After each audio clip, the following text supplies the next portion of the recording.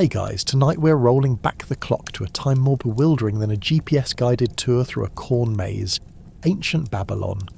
That's right, get ready to dive headfirst into the land of ziggurats, beheadings, and the kind of hygiene practices that would make a modern-day germaphobe weep openly. So before you get too cozy, take a moment to like the video and subscribe, but only if you genuinely enjoy the ludicrous tales spun here. Leave me a comment sharing where you're listening from and what time it is for you, because as always it's a blast to see where the ancient history train is stopping. Now dim those lights, crank on a fan for that delightful hum, and snuggle in tight, preferably under something clean. Not that I can guarantee anything in the past was ever quite that hygienic. But let's ponder for a second. Have you ever wondered what life was really like in ancient Babylon? Did they have the world's first drive-thrus, or was it more of a grab a goat and pray for dinner situation? Were the streets filled with the aroma of fresh bread, or the delightful scent of unwashed livestock? How did you handle a civilization that's basically just a giant party of civilization, but with no napkins? Could you keep up with the pace when the neighbours threw a feast that lasted, 3 days? Would you survive a day trying to navigate the customs and absolute madness of Babylon? Or would you accidentally offend a priest and find yourself with a front row seat to the infamous beheading party? Congratulations, you've just awakened in ancient Babylon. The year is 1750 BCE, and the excitement is as real as the unsanitary conditions. Buckle up. Imagine waking up amidst towering walls made of baked brick. Your morning chorus a blend of clucking chickens, shrieking donkeys, and the ever-reliable sound of someone loudly cursing the lack of personal space. You squint against the golden rays of the Mesopotamian sun, and immediately feel the heat radiating through your reed-roofed hut, like an angry laundry dryer left on too long. Yes, it's another day in ancient Babylon, where getting out of bed requires the courage of a soldier going into battle against sleep, heat, and the peculiar smell emanating from that corner where the neighbour's goat likes to do its business. As you finally pry yourself from what can only be described as a glorified pile of straw, you attempt to gather your thoughts.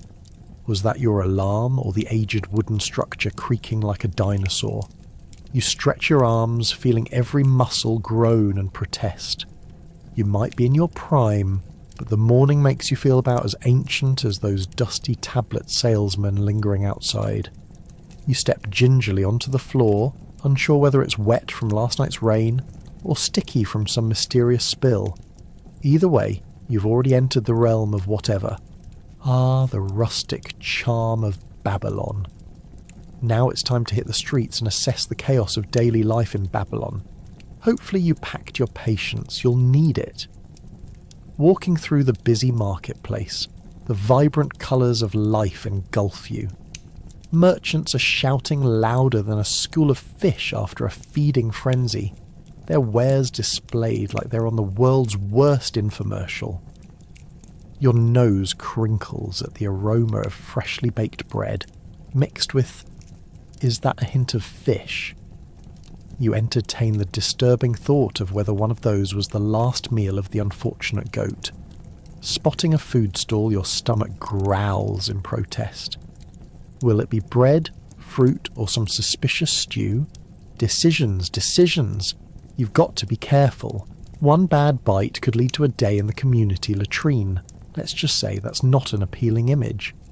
You lean in to inquire about a hunk of bread that looks more like a petrified rock than an edible item, and you wonder if it's worth the effort, or if you'll be better off crafting an elaborate stone sculpture of your hunger instead.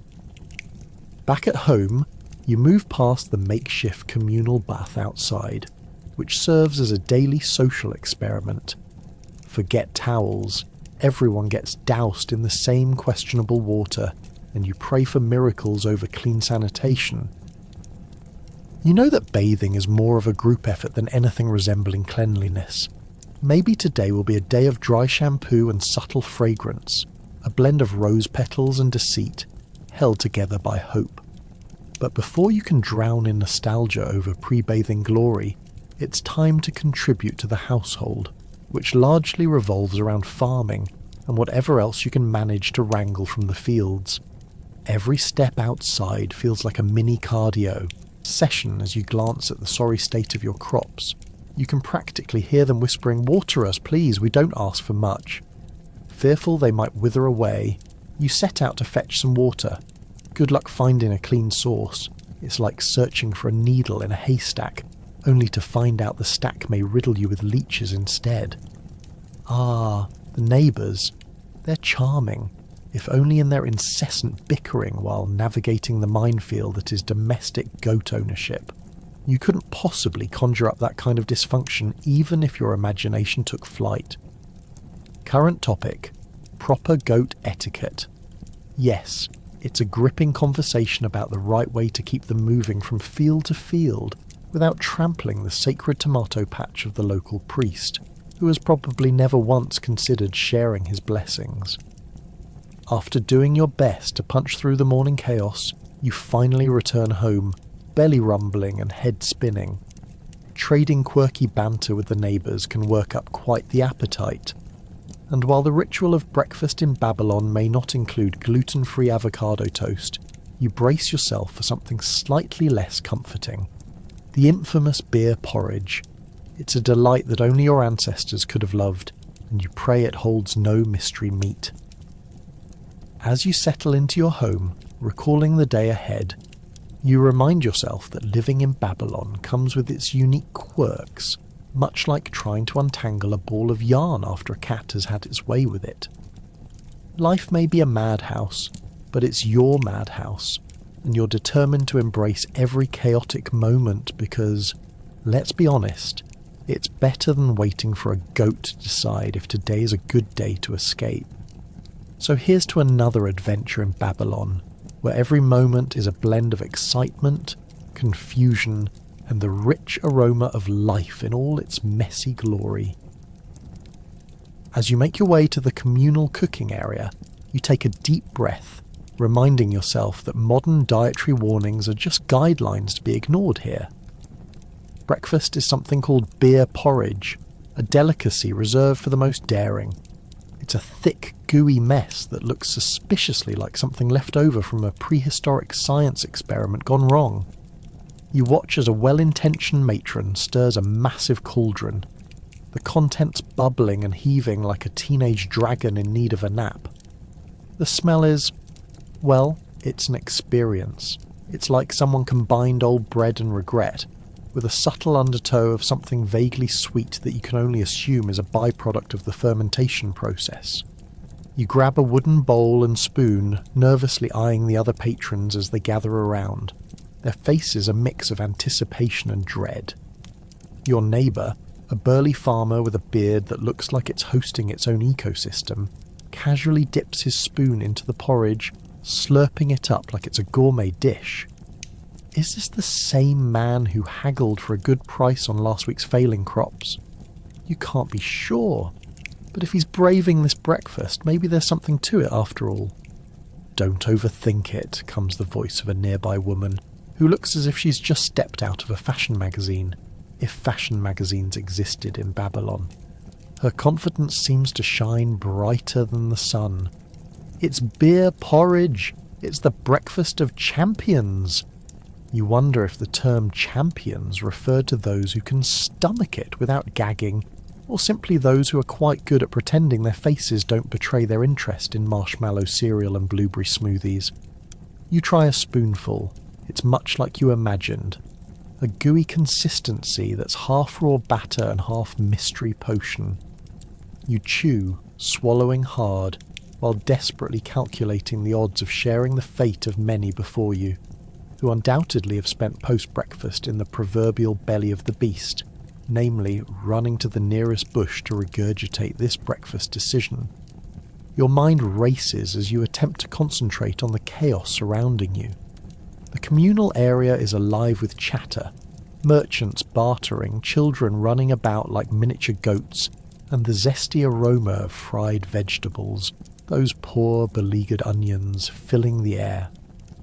Are you witnessing a breakfast extravaganza, or merely the dawn in a zoo that never figured out how to handle the animals? You can't tell, and you quite enjoy the pandemonium of it all. In stark contrast to your morning adventure of beer porridge, couples twirl around in what looks like a competitive dance, involving the ancient art of teasing with a side of public swearing, a polite community pastime, no doubt. You recall the old tales that circulate about people winning their heart's desire in a tavern where beer flows like a river, and the cheese is sharper than a pointsman at a wrestling match. Perhaps this boisterous breakfast could serve as an episode in How to Win Friends and Influence Borrowed Livestock. You click your tongue, laughing at the mere thought. As you finish your breakfast, you consider the next logical step in a day of ancient Babylonian glories, trading your empty bowl for a shiny piece of pottery and building a fine social network, as discouraging as that may sound. Surely your stellar reputation for bravery amongst the breakfast warriors should earn you some bargaining chips, right? You clean your bowl, the gooey remnants now a very questionable souvenir. Stepping outside to face the daylight is like confronting a bear at a picnic, but it invigorates you nonetheless. The streets buzz with life, men hammering pottery down at markets, women cleverly sewing together garments that look suspiciously like the rejects of last winter's fashion, and children darting between stalls shouting for treats that sometimes resemble food. Welcome to breakfast in ancient Babylon. You grimace with newfound appreciation for your own modern woes.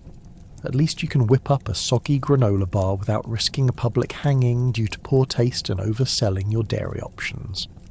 Despite the chaotic breakfast that just transpired, in this vibrant tapestry of life, everyone endures. Everybody's forging ahead, whether it entails brazenly embracing beer porridge or gingerly handling their desires for something actually edible. And just like that, your morning in Babylon clarifies. The absurdity of it all isn't merely a meal. It's a microcosm of a time and space teeming with reckless ambition and downright daring culinary choices. You chuckle, wiping the remnants of history off your face, ready for the day ahead. The future is bright despite it all. Or maybe it's just the sun reflecting off that intriguing lump of leftovers hanging off the vendor's counter. Time to cleanse those pores, but wait. In Babylon, bathing is a luxury reserved for the upper crust, and even then, it's often skipped in favour of a prayer or two for better luck in the marketplace. You glance at the murky water in the river. It's filled with everything from old sandals to very confused fish. Do you dare? Well, you don't have to be a hydrophobe to feel hesitant about taking a dip in what can best be described as a liquid stew of chaos. Before you even think about jumping in, let's set the scene. The riverbanks are lined with families gathered to wash laundry, livestock taking sips while contemplating life choices, and somewhere in the distance, a goat is probably plotting against your sanity. Do you wade in and risk witnessing the latest episodes of What's Going Down at the Fish Festival? You take a cautious step, then another, until finally dipping a toe into the water. Spoiler alert, it's as shocking as someone pouring hot lemon juice on a paper cut. Because in Babylon, turning on the tap is not an option.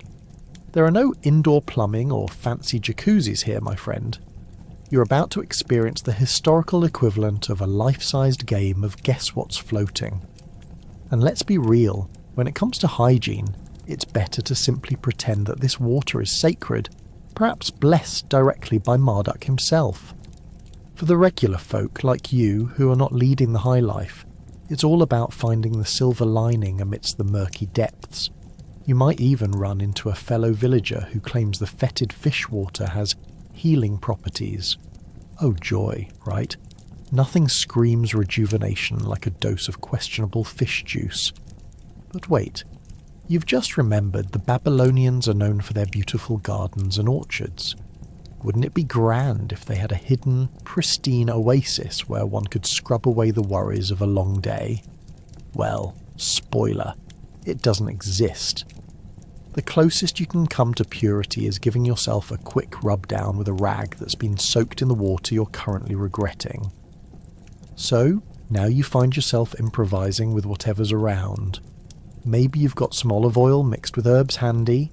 Well, congratulations. You can almost replicate a spa treatment, except your spa is likely to be more ancient beginnings and a little less luxurious escape. You pour the olive oil over your skin, rub it in vigorously to eliminate a week's worth of dust, sweat, and possibly last week's dinner remnants. The good news? You'll most likely leave your singular wardrobe with a lovely fragrance. The bad news? You still smell like the local marketplace, with a bouquet of earthiness mixed with a hint of farm life. At least you now have the confidence to wave and smile at your neighbour without fear of being run off by the scent of your own grime. Let's not forget about the bizarre notion of social status tied up with cleanliness, or lack thereof. While the elite might prance around with their perfectly coiffed hair and fragrant oils, the rest of you are just trying not to get mistaken for a rotting vegetable. Many everyday Babylonians would head to communal bath areas if they were not shut down for being too scandalous by the priests, of course. Can you picture that scene? A gaggle of people cramming into a small space, water sloshing around them while they engage in small talk that would make a modern gossip column blush. And good luck explaining to your boss why you smell like last week's goat stew after the festival that coincidentally took place near the very same bath you dared to step into. You've made a poor life choice. But hey, everyone gets a turn in the hot seat, or not so hot considering the temperature. Finally, after what feels more like a rite of passage than an actual bath, you make your way back to solid ground, feeling slightly violated yet oddly exhilarated. You still might not smell like a bouquet of roses, but perhaps you're one step closer to smelling like the fresh alfalfa in the air, or at least something that we can confidently label breathable. So, next time you cringe at the thought of a primitive sponge bath by candlelight, remember, at least you're not standing knee-deep in a mixture that would make a modern-day plumber faint. You've survived the ancient water experience, and thankfully, preserved the essence of humanity on this winding path of history. Now, on to the next absurdity, because this was only a warm-up for the bewildering life that is about to unfold in Babylon. Ah yes, clothing in Babylon, where the latest trend is sitting in wool that clings to you like an overzealous hug. Your wardrobe consists of a single wool tunic that hasn't been washed since last harvest, and smells like a farm after a rain shower. That's right. You're basically a walking advertisement for the local sheep, their legacy imprinted on your skin in a way that deodorant simply doesn't stand a chance against. And just to add to your discomfort, it's woven from fibres coarse enough to leave your skin feeling like you've been wrestling with a cactus. Now, let me paint a picture of your morning routine. As you trudge through the mud to get dressed, you quickly realise that tossing on your wool tunic is akin to wearing a living burrito, unfolding layers of blame for the fact that it's probably harbouring a few unwelcome guests that ran away from last week's sheep shearing. And while you're squirming into your tunic, take a moment to appreciate the painstaking craftsmanship that went into making it. That's a lot of time and effort to look like you just greeted a family of hedgehogs. Underneath your heavy wool facade, you might be hoping for a softer layer. However, undergarments are a luxury reserved for the noble class where silk extravagance is the norm. For you, it's just skin on skin. Care to rethink that morning stretch? Good luck lifting your arms without the realisation that, yes indeed, the smell of old sheep comes with a hint of regret. Let's talk footwear. Assuming you've scraped together enough currency to afford shoes, they're likely made of such poor quality leather that they barely qualify as a protective covering against Babylon's rocky streets. It's essentially like strapping old corn husks to your feet, offering about as much comfort as a hot tub filled with broken glass. You wiggle your toes in the suffocating confines, praying to the gods for a miracle, like sandals that don't feel like medieval torture devices.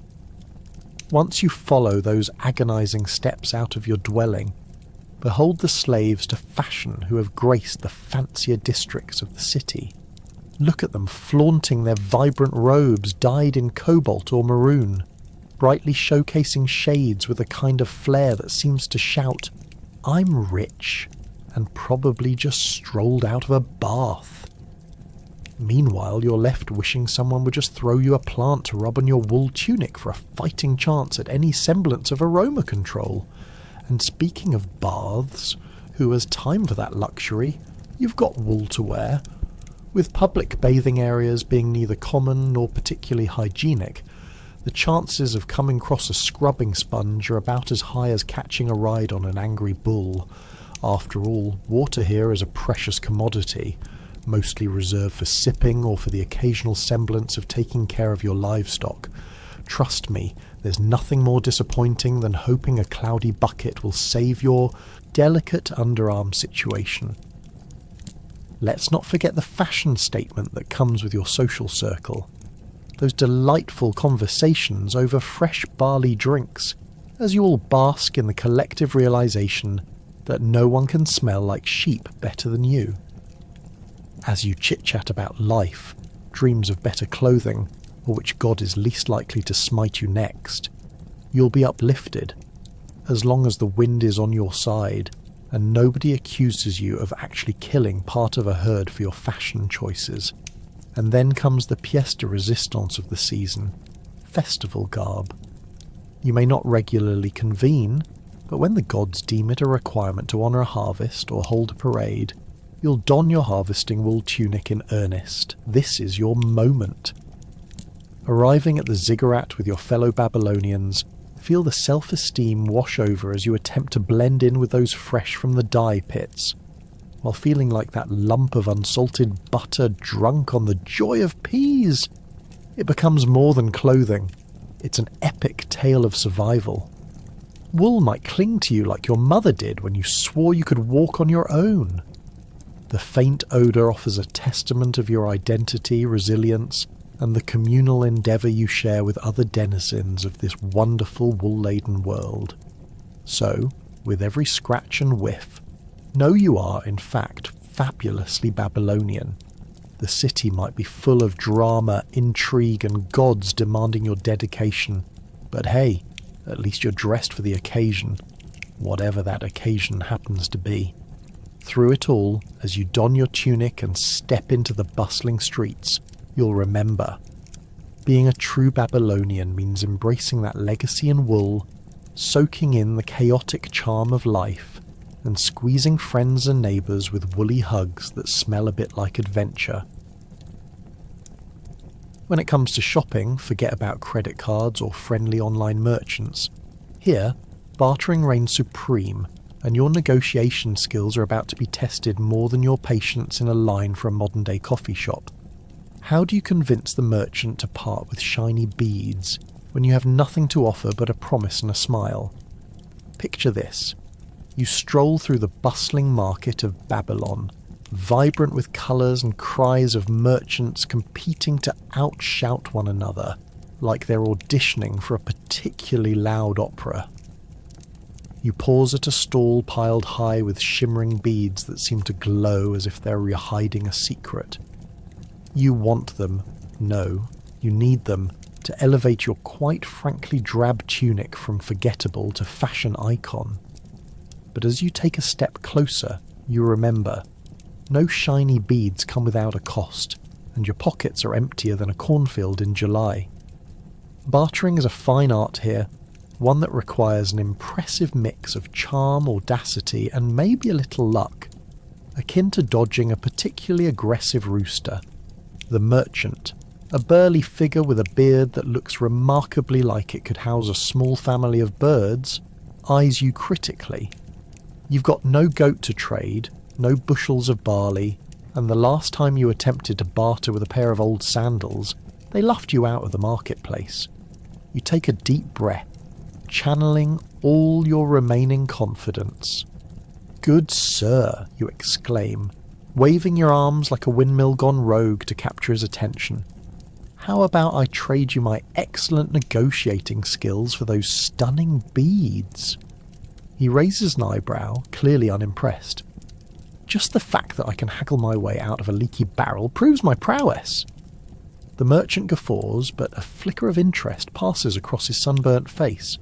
You press on, exploding with enthusiasm, detailing all the ways your future might benefit him if he were to sell you these beads. Maybe you'll become the next trendsetter in Babylon. You'll be the one bringing people to his stall, vultures circling for potential victims, no doubt. You throw in a couple of compliments about his stall's charm and how no one else has finer beads.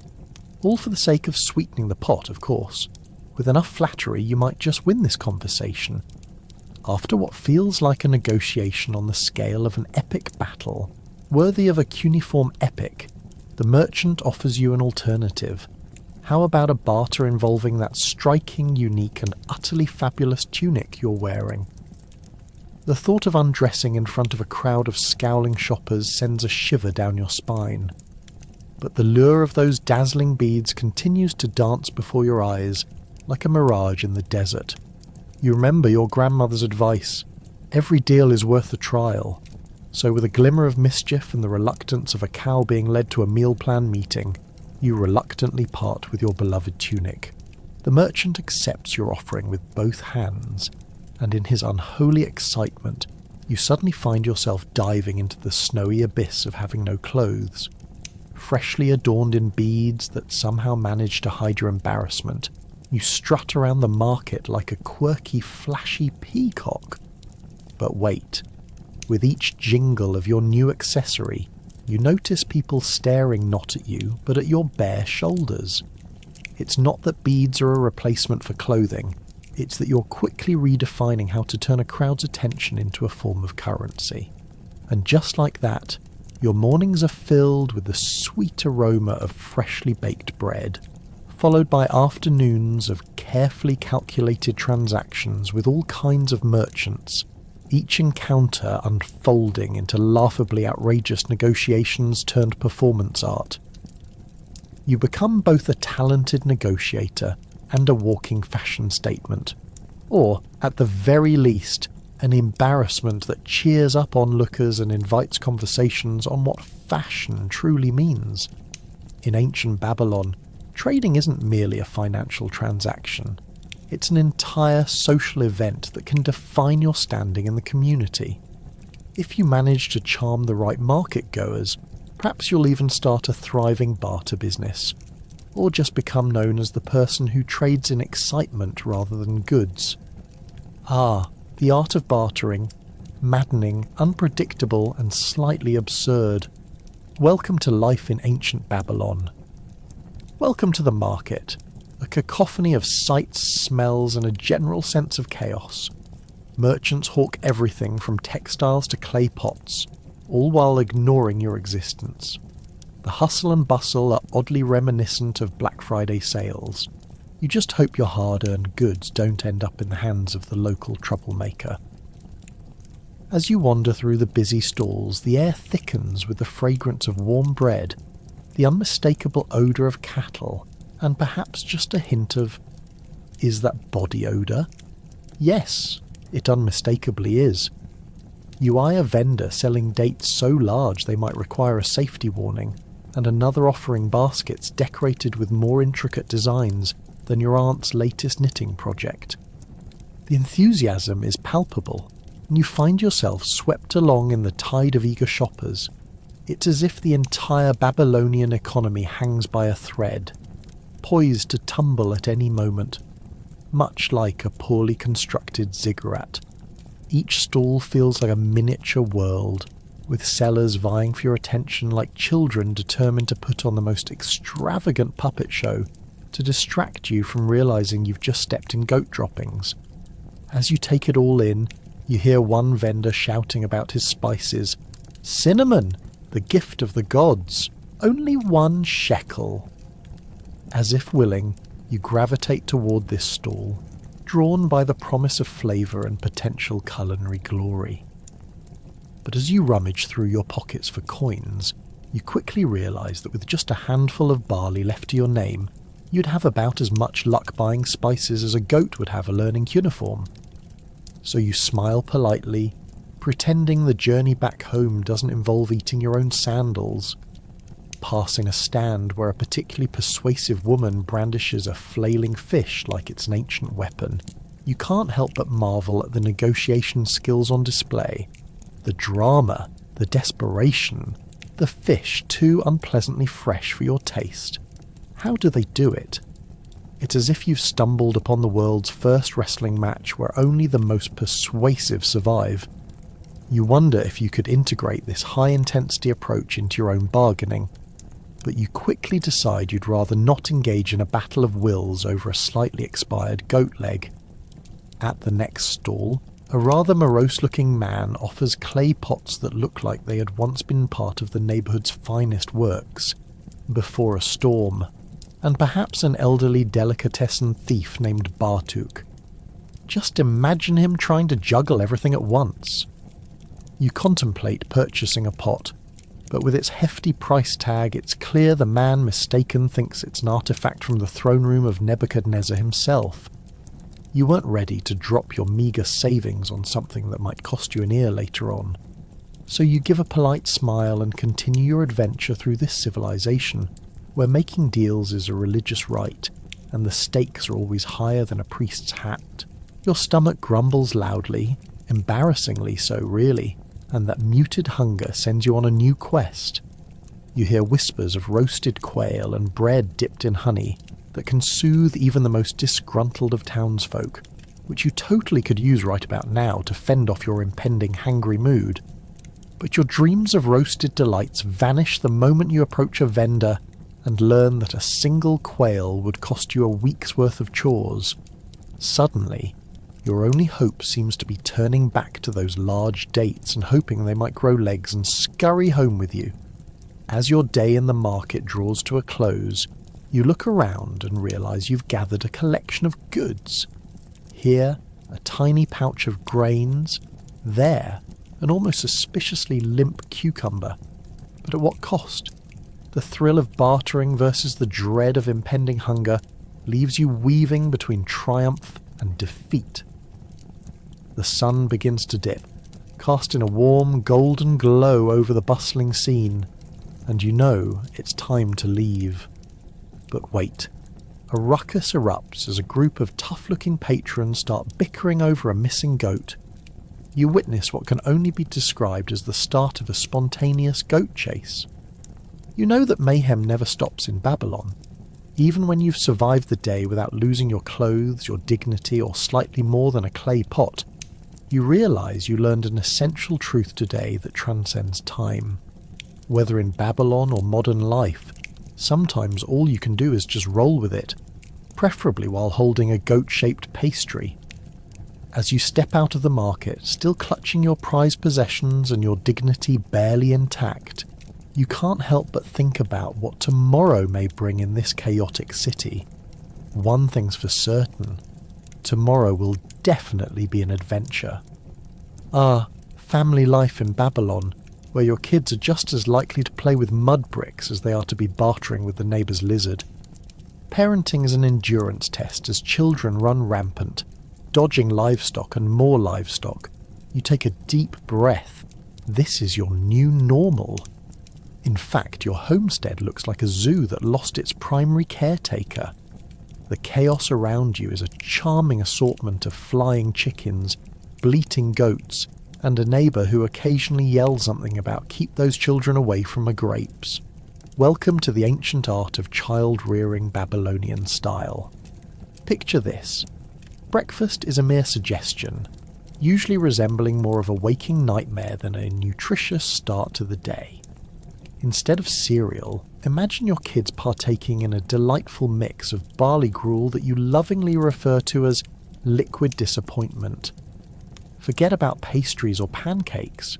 Your culinary options are limited to whatever the hen laid that morning, which is usually nothing because, let's face it, hens have boundaries. Meanwhile, the children are busy fashioning fluffy cakes from mud and animal droppings, convinced they've just created the newest delicacy. Once the ruffles settle over breakfast, it's time for education, or, as you might call it, keeping the peace while holding on to your sanity. Classrooms are non-existent, but who needs a building when the outdoor arena of life is so abundant? You can catch their lessons in life sciences each time they decide to push a goat off the wall, carefully documenting the scientific results about gravity and animal behaviour for their unappreciative audience of neighbourhood kids. Remember, you don't need a textbook when you've got a backyard full of questionable decisions and a plucky spirit. You've probably noticed that parental discipline in Babylon is an art mastered over millennia. The old adage, spare the rod and spoil the child, takes on new meaning when rods might be considered impractical. Realistically, a firm no, while juggling a clay tablet may work just as effectively. You might often employ the classic distraction technique, shifting conversations while plying them with stories of famed heroes and godly encounters. Just distract them enough so they forget about the mud pie currently forming in the neighbour's yard. And oh, do you dare to venture into the social arena? Family gatherings are basically gladiatorial events, where you must simultaneously uphold your lineage and avoid the gossip mill. You can bet that Aunt Shoulder never misses an opportunity to indicate how your children might one day lead the next rebellion against their own civilization. And if your children dare to wander too close to the sacred ziggurat, well, park your lunch and brace yourself for the next town meeting. Then there's the chasm of sibling rivalry, a classic saga that unfolds daily. Let's say you have a couple of budding warriors at home. Today, one child has declared their intention to become the next High Priest of Marduk, while the other one took offence and is now plotting an insurrection involving a catapult made of mud and herbs. You try to intervene but are ultimately left praying to the gods that no one ends up with their eye poked out during these theatrical feuds. As dusk falls and bedtime looms ominously, you might find yourself faced with another challenge, settling disputes over who gets to sleep closest to the door, where the imaginary monsters hide. Because nothing generates a likelier screaming match than a child's whimsical declaration that the last one to bed is a slave to the Assyrians. Your evening consists of half-hearted attempts to instill some semblance of nighttime protocol, while discussing the practical challenges of royal bloodlines. Try getting any of this advice to stick in their minds, while trying to raise them in a culture that prizes practicality over imaginative shenanigans. But eventually, when darkness envelops the city and the sounds of goats outside settle, it's all worth it. As exhaustion washes over you and a status quo lulls your household into an easy rhythm, you realise that amidst the chaos, unparalleled resilience blooms.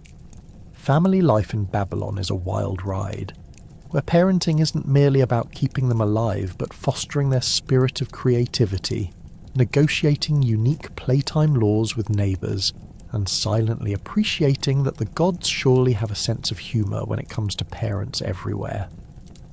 In this crazy day and age, at least everyone is in it together, laughing at the absurdity while navigating the tumultuous waters of raising the next generation in Babylon.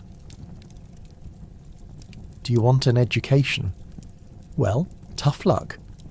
Schools are basically like military boot camps for aspiring scribes, where the only subjects include clay tablets, cuneiform, and trying not to lose a finger to an overly ambitious fellow student.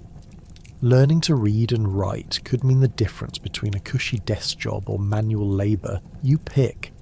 You wake up at the crack of dawn, which you're pretty convinced was invented solely to punish children, and shuffle your way to school, where the sun-kissed allure of the marketplace quickly turns into the drudgery of your leather-clad tutor, wielding a stylus bathed in an unsettling glow of authority.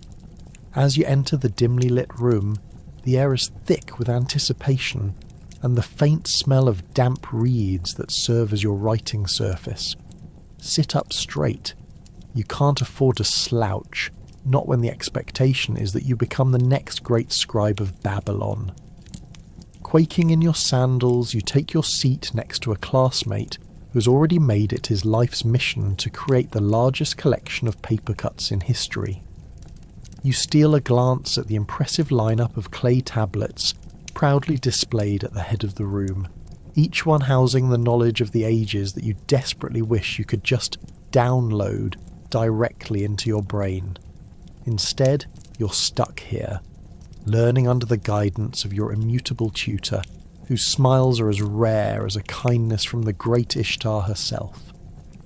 Your day starts with cuneiform drills, perfecting that triangle-like script that somehow makes the letters of the alphabet look like a fight between an angry chicken and a rogue piece of pottery. You practice your strokes until your hands cramp, and all you can think about is whether this will really help you when that neighbouring farmer's goat wanders into your field. Will knowing the word for livestock save you from getting your feet chewed on by an irate goat? You're genuinely unsure, but you press on, fueled by a mix of ambition and a fear of spending your life lugging heavy sacks of grain.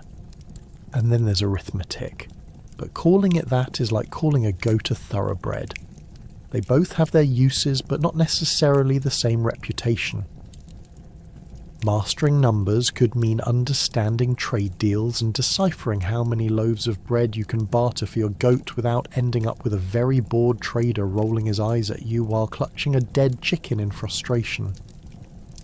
You squint at the math problems, convinced they make even less sense than your awkward cousin's courtship attempts. Pro tip, they actually never add up, much like your life choices in this bizarrely complex society. At lunchtime, you assemble with your fellow students outside, drawn by the tantalising smells wafting through the market, the scent of freshly baked bread and grilled meats wafting through the air puts your ambitions into perspective. But alas, back to your lunch of dried figs and flatbread that is about as exciting as watching paint dry on a clay envelope. As you chew, you listen to stories shared by your classmates, tales of what they hope to do after school. Some dream of becoming high-ranking officials, while others aim to just avoid getting kicked by an angry donkey on the way to school. Ah, dreams. The second half of your day consists of practical training and dictation, where you learn to take notes on the latest in Babylonian law, economics, and a never-ending overview of the Enuma Elish, just to really spice things up. Your tutor writes out flows of ancient epics that seem like they have more plot twists than a soap opera. You're going to need this for your future, he insists. Right.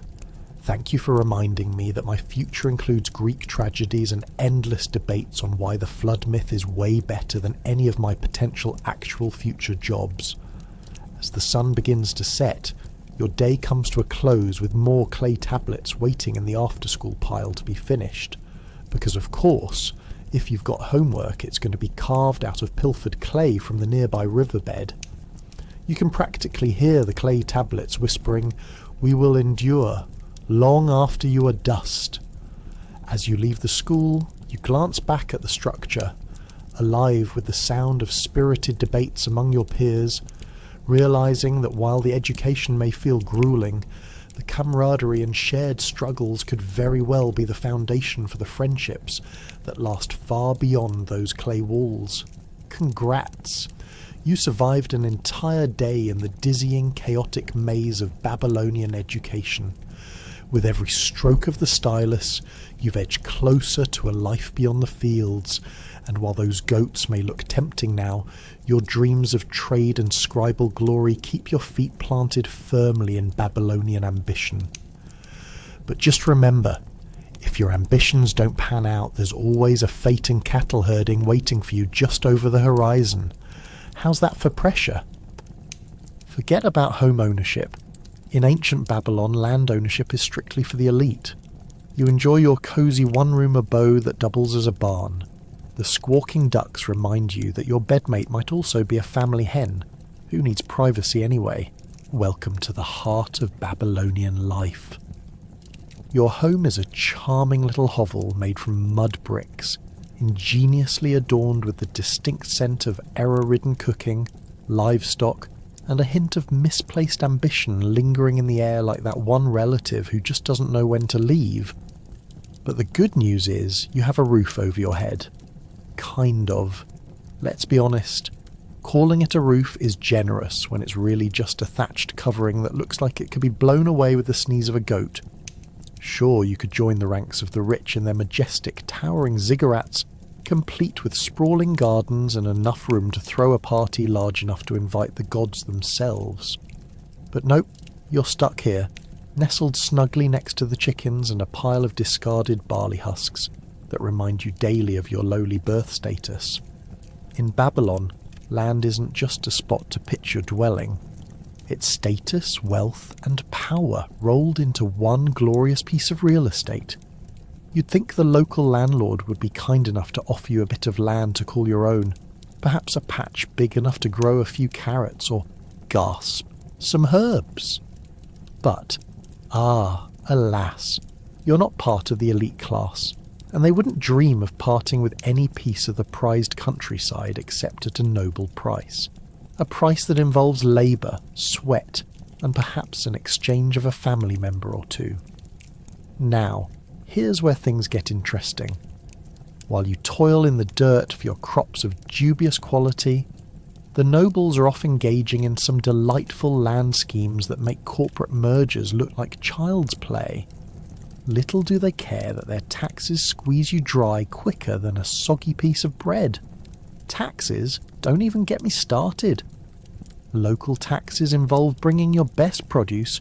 Just pray it's better than mystery pottage, because you won't get a break if your crops do poorly. And just when you thought it couldn't get worse, guess who gets the spoils of a good harvest? Not you, my friend. Instead, it's the elite who stand tall in their ziggurat viewing balconies, blissfully unaware your family barely scrapes by on whatever grows beneath the feet of their magnificent homes. Conversations with the neighbours tend to go as follows. What did you harvest this season? Followed by the obligatory exchange of sympathy for your less than stellar crop. They'll taper off any semblance of optimism with, well, maybe next year the rains will be kinder. Right, because as a mere peasant swaddled in dirt, your worries about global warming build a solid case, right? Nothing like a little zealous optimism to cheer a person up while also guilting them into making a donation to the local temple. But let's not forget the joy of community. Your neighbours, who are just as financially strained as you, have perfected the art of closed-door gossip and ungrateful squabbles about who has the biggest pile of goat droppings in their yard. Really, it's a grand affair. You'd think they were discussing state secrets. Nevertheless, you've all bonded over your shared distaste for the nobleman's obnoxious pig who thinks your yard is his personal playground. As you tuck yourself in at night, surrounded by quacking hens and the unwavering smell of dung, you might find yourself dreaming not of ziggurats or wealth, but simplifying the land beneath your feet. Your sturdy little mud home is comfortable in its own brazen way, a sturdy spot that, despite its leaky roof and endless clucking, embraces your hard-working spirit. Still, you can't help but wonder how much longer the ducks will keep you up at night. Maybe someday, just for fun, a little corner of land could be yours. But until then, you'll dream of distant pastures from the cosy confines of your squawking, feathered sanctuary, while plotting how to sway the gods in your favour for a touch more fortune. Ready to test your luck? Choosing which god to pray to is less about devotion, and more akin to rolling dice at a Vegas table. One wrong choice, and you might end up sacrificing a goat rather than asking for riches, because that's how you keep the gods happy around here. Welcome to the bustling spiritual landscape of ancient Babylon, where the pantheon is wider than your neighbour's unkempt garden, and every deity demands something slightly different from you. It's all fun and games until the goddess of fertility decides you've made a blunder, and suddenly you're neck-deep in offering bowls instead of cash flow. Imagine yourself in the middle of a chaotic market, trying to figure out whether to pray to Marduk, the chief god, or Ishtar, the goddess of love and war. Think about it. Do you want a little luck on the job front? Go for Marduk. Need someone to help you win over that cute neighbour? Ishtar's got your back, but she might also expect a rather extravagant offering. And by extravagant, I mean not your usual jars of pickled vegetables. Her demands could include a prized lamb or, heaven help us, your best clay pot. The one with fanciful engravings, naturally. So there you are, standing at the crossroads of divine choice, sweating bullets under the Mesopotamian sun, hoping one divine favour doesn't set you back at least 3 peasant days' wages. And let's not forget the other deities lurking in the shadows. There's Nabu, the god of wisdom. He's great if you need advice, but you can bet your bottom denarius he expects a fresh loaf of bread in return. What's worse is that each god comes with their own agenda. The more you know, the less you want to know. And if you thought keeping track of your monthly expenses was tough, try keeping tabs on the various rituals for each deity. You've got to know when to burn incense and when to pour a libation. Fail to do so, and you could find yourself walking home with a rather irked deity's wrath on your heels, dragging you into a series of unfortunate events akin to some bad sitcom. Ever experienced bad luck? Imagine that multiplied by the whims of a capricious god. But alas, your quest for divine intervention does not end with the rituals. The real fun begins when you gather your fellow townsfolk for a communal blessing. At the village square, under the benign, if not slightly judgmental, gaze of the massive ziggurat, you witness the grand ceremony unfold. A local priest, resembling an overzealous game show host, ushers the crowd forth, announcing the rituals as if they were ticketed events. Welcome, welcome, dear citizens of Babylon. Step right up for the chance to sway the favour of our esteemed gods. Remember, no pressing the button on sacrificial offerings. As the crowd laughs nervously, tossing in goats and fetid marriage proposals, one can't help but note the communal spirit. Because gifting to the gods isn't just a solo act, it's a display of affluent generosity.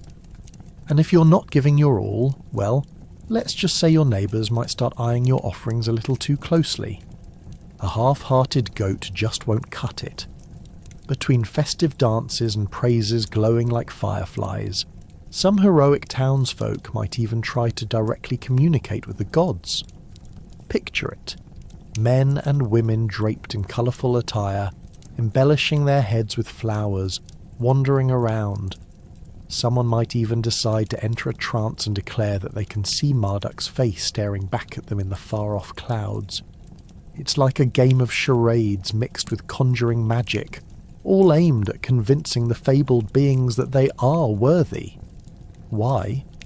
Because everyone wants their wishes granted, and nothing says divine favour quite like a heaping plate of sumptuous goodies presented as an offering. But let's be real, navigating the divine bureaucracy may leave you feeling a bit overwhelmed. Do I pray for a bountiful harvest, or just for my goat not to wander off this time? Before you know it, you'll find yourself querying every passerby. Do you think Enlil is busy today? Should I ask for rain or hot sun? Clutching your basket of offerings, each decision feels like a trade-off, and every prayer may lead you perilously close to that one portly fellow you know always ends up over-donating and losing half his livestock to the gods. So, as night descends over Babylon, you find yourself reflecting on the rigmarole of pleasing the pantheon. It's not just a game of roulette, it's a dance, a complicated, often absurd cha-cha that involves knowing when to bow, when to speak softly, and when to merely throw your hands up and hope for the best, all while owning a vague understanding of which deity has your back this week. So, welcome to the divine circus that is Babylon, and good luck hoping the odds are ever in your favour, or at least that you don't lose your next goat in the process. Time to throw a party. In Babylon, a feast means hours of cooking. making a selection of pottage that you truly hope doesn't cement itself to the pot. Guests will arrive bearing gifts, rabbits, barley, or a clue as to how to fix that pesky roof leak. But let's be real, you're more interested in what they might bring to add some actual flavour to your medieval gruel. Just imagine the scene. You're in your humble abode, which is basically a glorified dirt hut, with just enough charm to keep the mice from packing their bags. A fire crackles in the corner, because in ancient Babylon, the ambience is all about fire hazard, with a side of smoke inhalation. The first guests to arrive are your neighbour, Uruk, and his wife, Sarah. You hear them before you see them, Uruk's voice booming like he's trying to convince the gods themselves to give him a better crop this year. As they approach, Uruk successfully manages to trip over his own sandals, which, honestly, is an impressive feat given that sandals are pretty much the only footwear he owns. Picture this. Sarah waltzes in, hair tied back with hemp twine, desperately clutching a basket filled with two very confused rabbits. You nod respectfully at the rabbits, who are giving you looks that suggest they'd rather be anywhere else. As they enter, the conversation inevitably steers toward the same icky subject. So, how's the harvest? You brace yourself for another lecture on why you should also invest in barley. Spoiler alert, you don't have barley money. Instead, you offer them ale brewed from leftover, slightly rancid grain, because in Babylon the line between life and fermentation is almost non-existent. Uruk takes a hearty swig and exclaims, "Ah, the taste of success." If by success you mean the taste of bottom-of-the-barrel slurry fermented in a dark corner, then yes, success it is. Next up is Lila, the local merchant's daughter, who saunters in looking like she just walked off the pages of a Babylonian fashion magazine. She's bedecked in a colourful gown made from wool so fine it practically glimmers in the dim light. And instead of rabbits, she brings you a handful of dried figs. Yes, dried figs, the kind that are hailed as dessert for the upper class while merely adding a touch of sweetness to a peasant's life. You thank her profusely, knowing full well that you'll be keeping that batch tucked away until you need to bribe some adolescents to clean the chicken coop. As you prep your pottage, you realise there's no turning back now. It's time to serve what you've concocted, the very same dish that's been slowly bubbling all day. You ladle out the lukewarm mystery substance that wobbles like a jellyfish. Your guests are polite. They scoop it into bowls, holding their noses and pretending this is actually a culinary experience. Who needs Master Chef when you have charred grains and the lingering taste of yesterday's goat stew? And finally, as you all sit around the table, sandwiching ancient wooden planks acting as dining surfaces, you recount stories from the glory days of Babylon. Those tales of kings and gods that undeniably sound more glamorous than this rather sticky situation. Somewhere in the distance, you hear a goat bleating in what can only be described as laughter. You chuckle to yourself, thinking even the goats know your dinner party isn't going to end up on any best of list. But wait, what kind of Babylonian feast would it be without a little light-hearted chaos? Enter the village drunkard, a man named Isham who seems to have mastered the art of falling at precisely the wrong moment. He bursts through the door, clutching a half-full skin of wine and bellowing, "Fear not, for Esham has arrived." He nearly knocks over a guest and with sheer luck manages to keep his other hand steady, with the wineskin somehow surviving intact. You can only think, this is definitely going to be a memorable night. As Isham plops down, sloshing wine on your wool tunic, it's clear the party's about to take a wild turn. The type of turn that may involve unsolicited dancing, singing, and a very loud debate over whose goat is more valuable.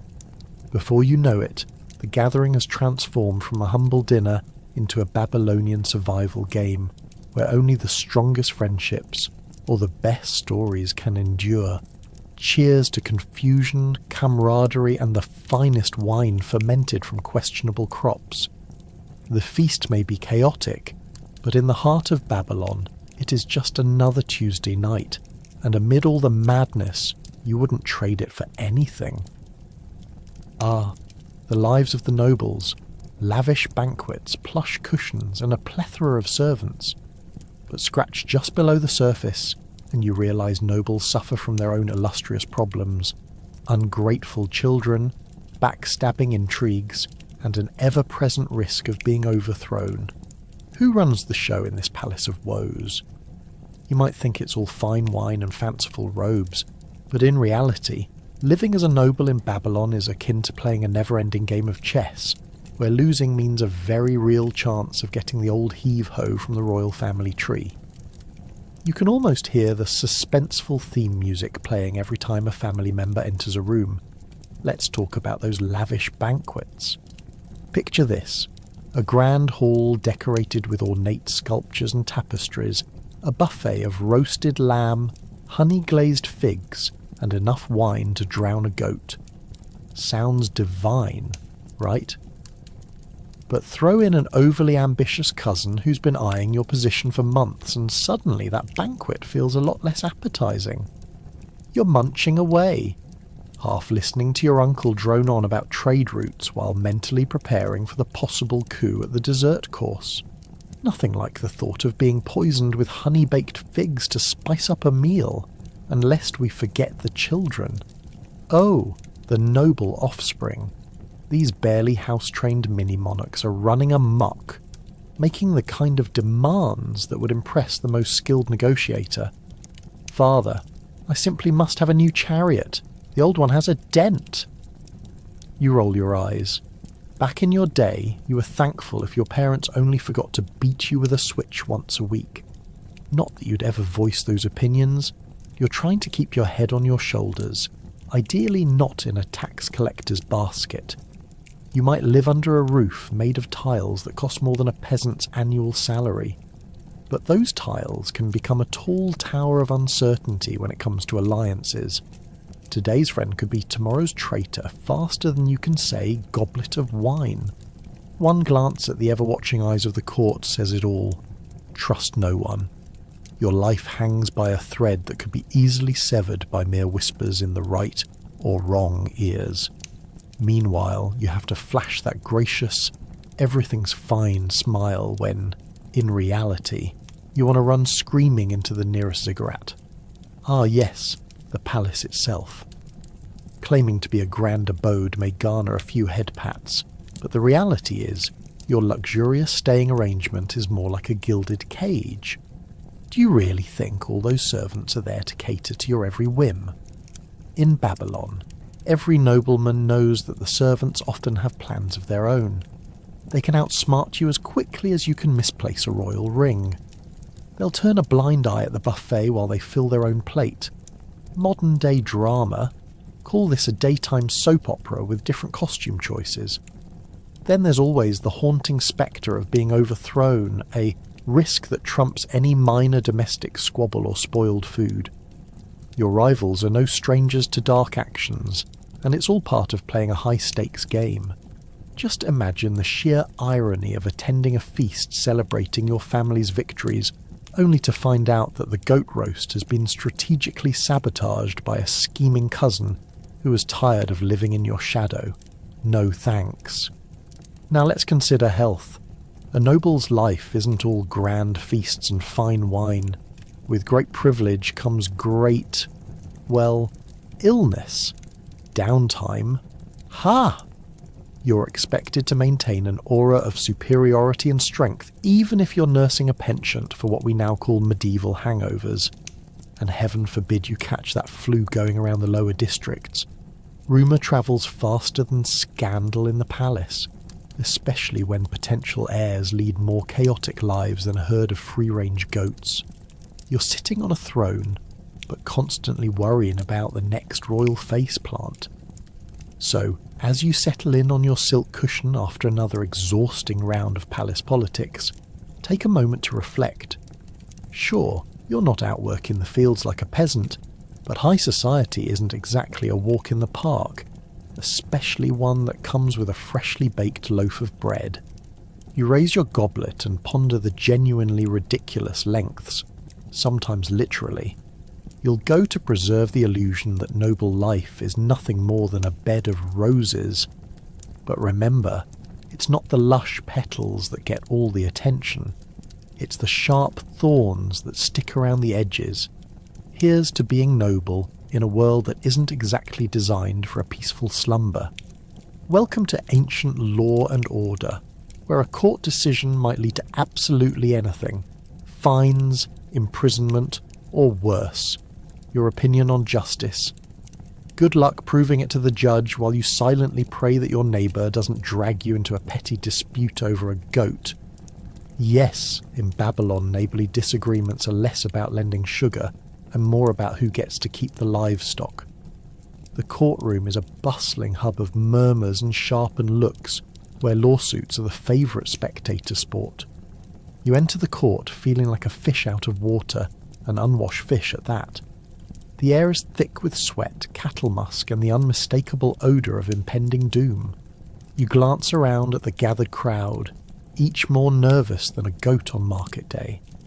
The judge, a burly man with a scraggly beard that doubles as a bird's nest, looks at you like you just stole his last date.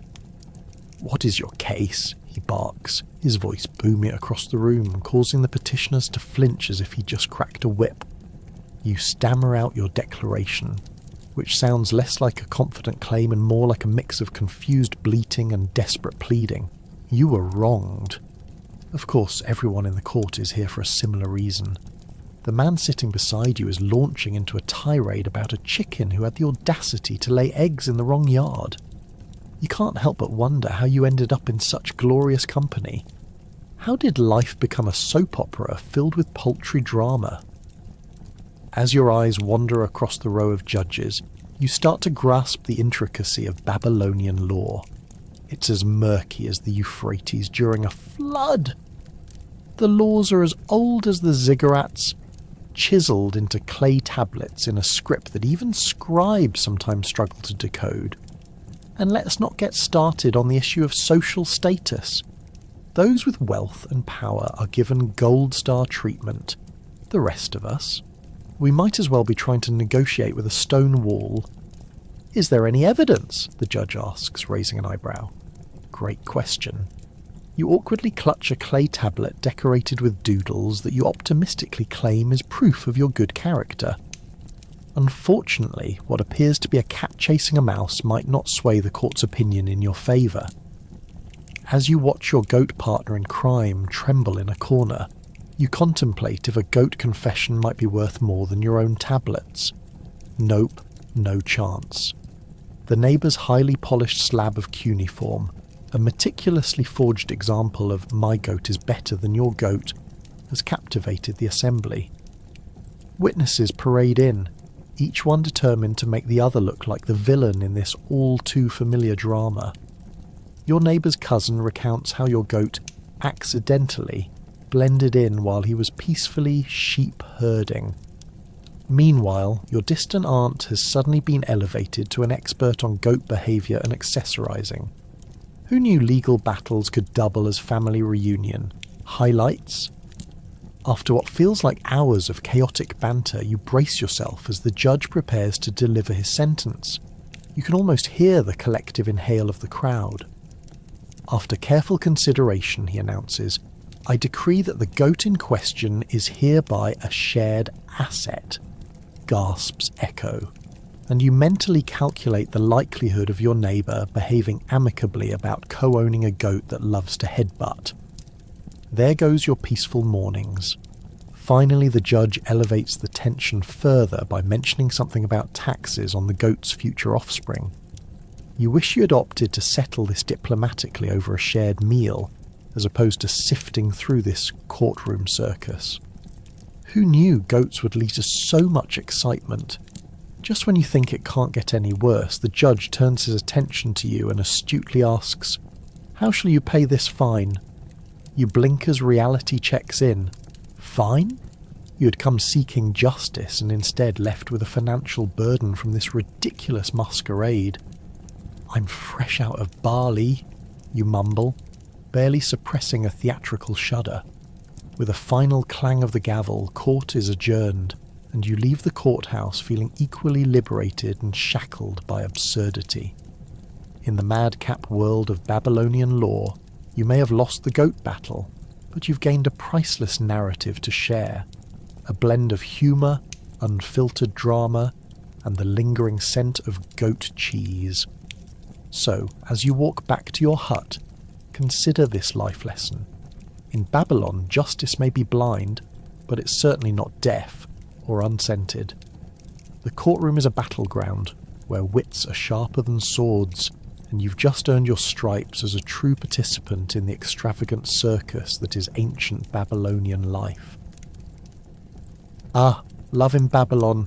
If you think modern romances are complicated, guess again.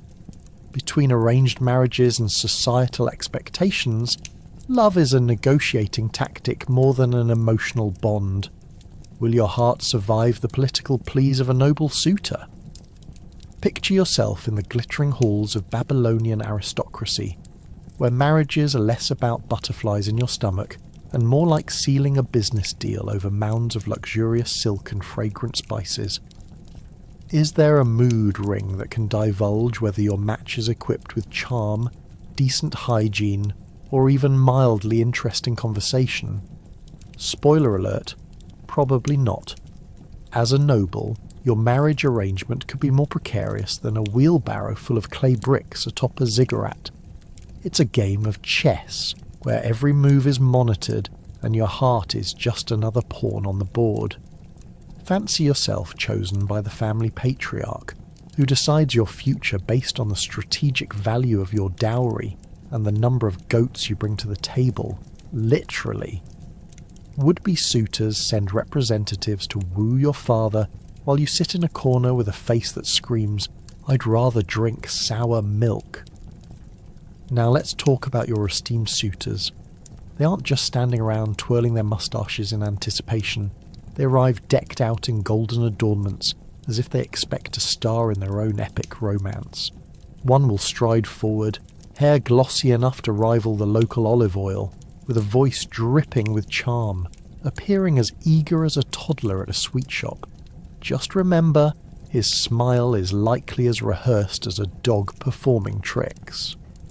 Your parents' eyes sparkle with ambition, as if they just hit the jackpot on a game show. Meanwhile, all you can think about is making your escape, or possibly a hasty alliance with the nearest goat. Are you ready for romance to blossom? Not quite yet. As you do the mental gymnastics of dodging your family's expectations, don't forget to consider the consequences of saying no to a suitor. Rejection may lead to unwanted attention from the local priest, who can't help but remind you that offending a nobleman's son has a way of ending in death, or even worse, a public shaming that could haunt you through ancient history. Ah, but love in Babylon rarely stays quiet for long. Rumours swirl like smoke from incense, quickly spreading among the elite circles. The latest gossip often involves one nobleman's dalliance with another nobleman's wife. Perhaps the handsome tax collector has caught your eye while parading around the marketplace, laughing it up with the local baker's daughter. But beware. If you entertain such whims, the local gossips will have a field day, and you'll be living your life with a shadow of scandal hovering like a hungry hawk. Suppose the rumours about your betrothed reach the ears of your family. If you thought familial dinners were awkward before, buckle up for the upcoming talk, the one where your father compares the feelings of shame he'll endure to an entire season of the worst plagues. Suddenly love is the least of your concerns. You might as well be considering how to disappear rather than submit to such a disaster of a relationship. And don't forget courtesans. Among the colourful palette of Babylonian love-lives, they occupy a unique space. Exquisite dancers who can woo a suitor into servitude with little more than a flick of the wrist and a tilt of the hip. As a noble, if you dare dabble in clandestine affairs, you may find yourself hard-pressed to navigate the labyrinth of feelings that come with an alluring siren of the night. One too many nights spent in luxurious company could end in the type of scandal you didn't sign up for, possibly leading to an abrupt exile. But let's not overlook the fact that some nobles turn their outdoor dalliances into something more entertaining, like open feuds within the walls of the palace, complete with pulled hair, stolen servants, and the promised theatrics of being publicly shamed. A mere scratched arm can escalate as quickly as a chariot racing down a cobblestone street. Will you be the one hiding behind curtains, hoping no one notices you while plotting an elaborate revenge on the wayward suitor? In a world where patronage and political manoeuvring dance hand in hand, love can feel like an Olympic sport, where your heart rate rises at each encounter, and winning gold means securing an advantageous match rather than genuine affection. So, as you plunge headlong into the delight and chaos of Babylonian romance, remember this: when your heart is your currency, it better come with the right change for a haunted legacy. Time to confront the unthinkable. Death and burials in Babylon are as extravagant as they are morbid. Do you want your life to blur into the shadows, or are you hoping to make a grand exit? Either way, chances are you'll either be buried with gold or tossed in the river. Options. You see, in Babylon, death isn't simply a farewell, it's a celebration of sorts. Once they're done mourning, everyone expects a full-blown festival, complete with feasting, music, and a very real chance of scandal if someone spills the wrong gossip. Now, let's talk about what happens when you kick the bucket in this ancient society. If you are fortunate enough to be a well-to-do citizen, your send-off would be nothing short of opulent. Imagine being laid to rest in a burial chamber filled to the brim with your favourite items: shiny weapons, precious stones, maybe even a fancy goat or two. Why not take a few little luxuries into the afterlife? You might just end up trying to impress the gods with your curated collection of goods, like Pinterest for the deceased. But if your family isn't feeling generous, you might end up crammed into a communal tomb, where everyone else is probably doing a similar space-saving thing. It's quite the party, let me tell you. As you lie in your not-so-spirited resting place, it's essential that your loved ones not only grieve, but throw an impressive funeral feast in your honour. Guests would show up wearing their best ceremonial garb, expected to feast upon lavish dishes and, who knows, potentially engage in a little "let's talk about your imperfections" round robin. You might find that your great-aunt, who loved singing off-key, takes advantage of this golden opportunity to share some tales about you.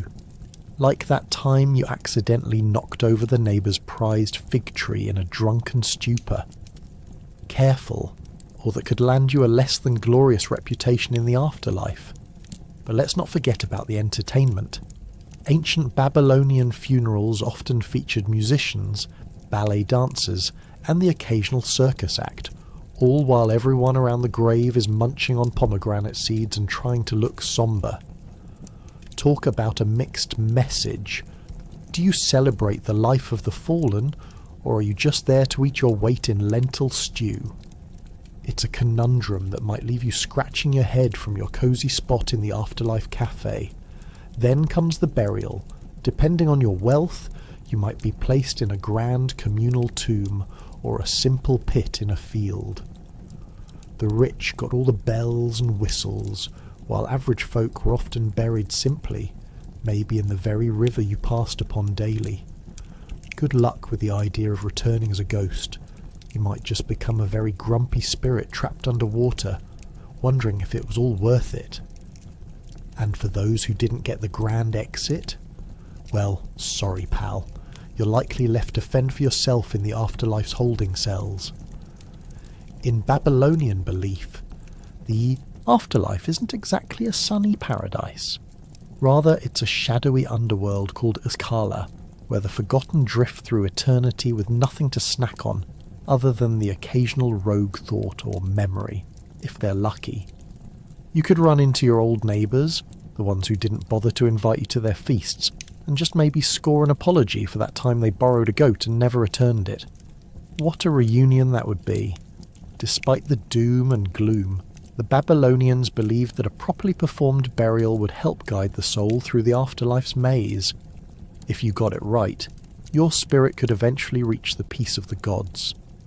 And what about those pesky sins? Well, no one expected your earthly life to be perfect. But hey, if you showed up with a well-crafted list of good deeds, like lending a hand to your neighbour or sharing your figs with the community, you had a shot at getting a favourable review from Marduk, the primary god. Still, all this pondering about the afterlife brings us back to the funeral party itself. You've survived the mortal coil, and now it's time to revel in the legacy you've created. Friends and family can toast to that anecdote you always told at parties, the one that usually ended with laughter, or maybe pity. And as they pass around the wine and good old beer porridge, they'd be wise to remember you fondly. It seems that in ancient Babylon even death had its quirks, and if you didn't go out in style, at least make sure everyone else did. So as you contemplate your own funeral one day, far, far off in the future, let the Babylonians be your guide. Whether you go out like a pharaoh or a poorly buried fig thief, just remember, leave your guests with stories worth telling, preferably with some flair. Ever tried to dodge a wheel of wax? Welcome to the whirlwind of Babylonian games. With nothing but a lump of clay and a touch of imagination, you'll be entertained for hours. Unless, of course, someone accidentally kicks the ball into a neighbouring farm. Athletics in ancient Babylon were probably as competitive as a modern-day soccer match. But here's the kicker. Without the one advantage of social media hype to boost their fame. Imagine your pictograph on a clay tablet desperately trying to convey, "Yes, I am a star chariot racer. Follow me for more updates on my dazzling victories." Alas, only pigeons for company, and trust me, they don't make good fans. In Babylon, games were the fabulous distraction from your everyday woes, such as dodging the angry goat from last week's fiasco of a market transaction.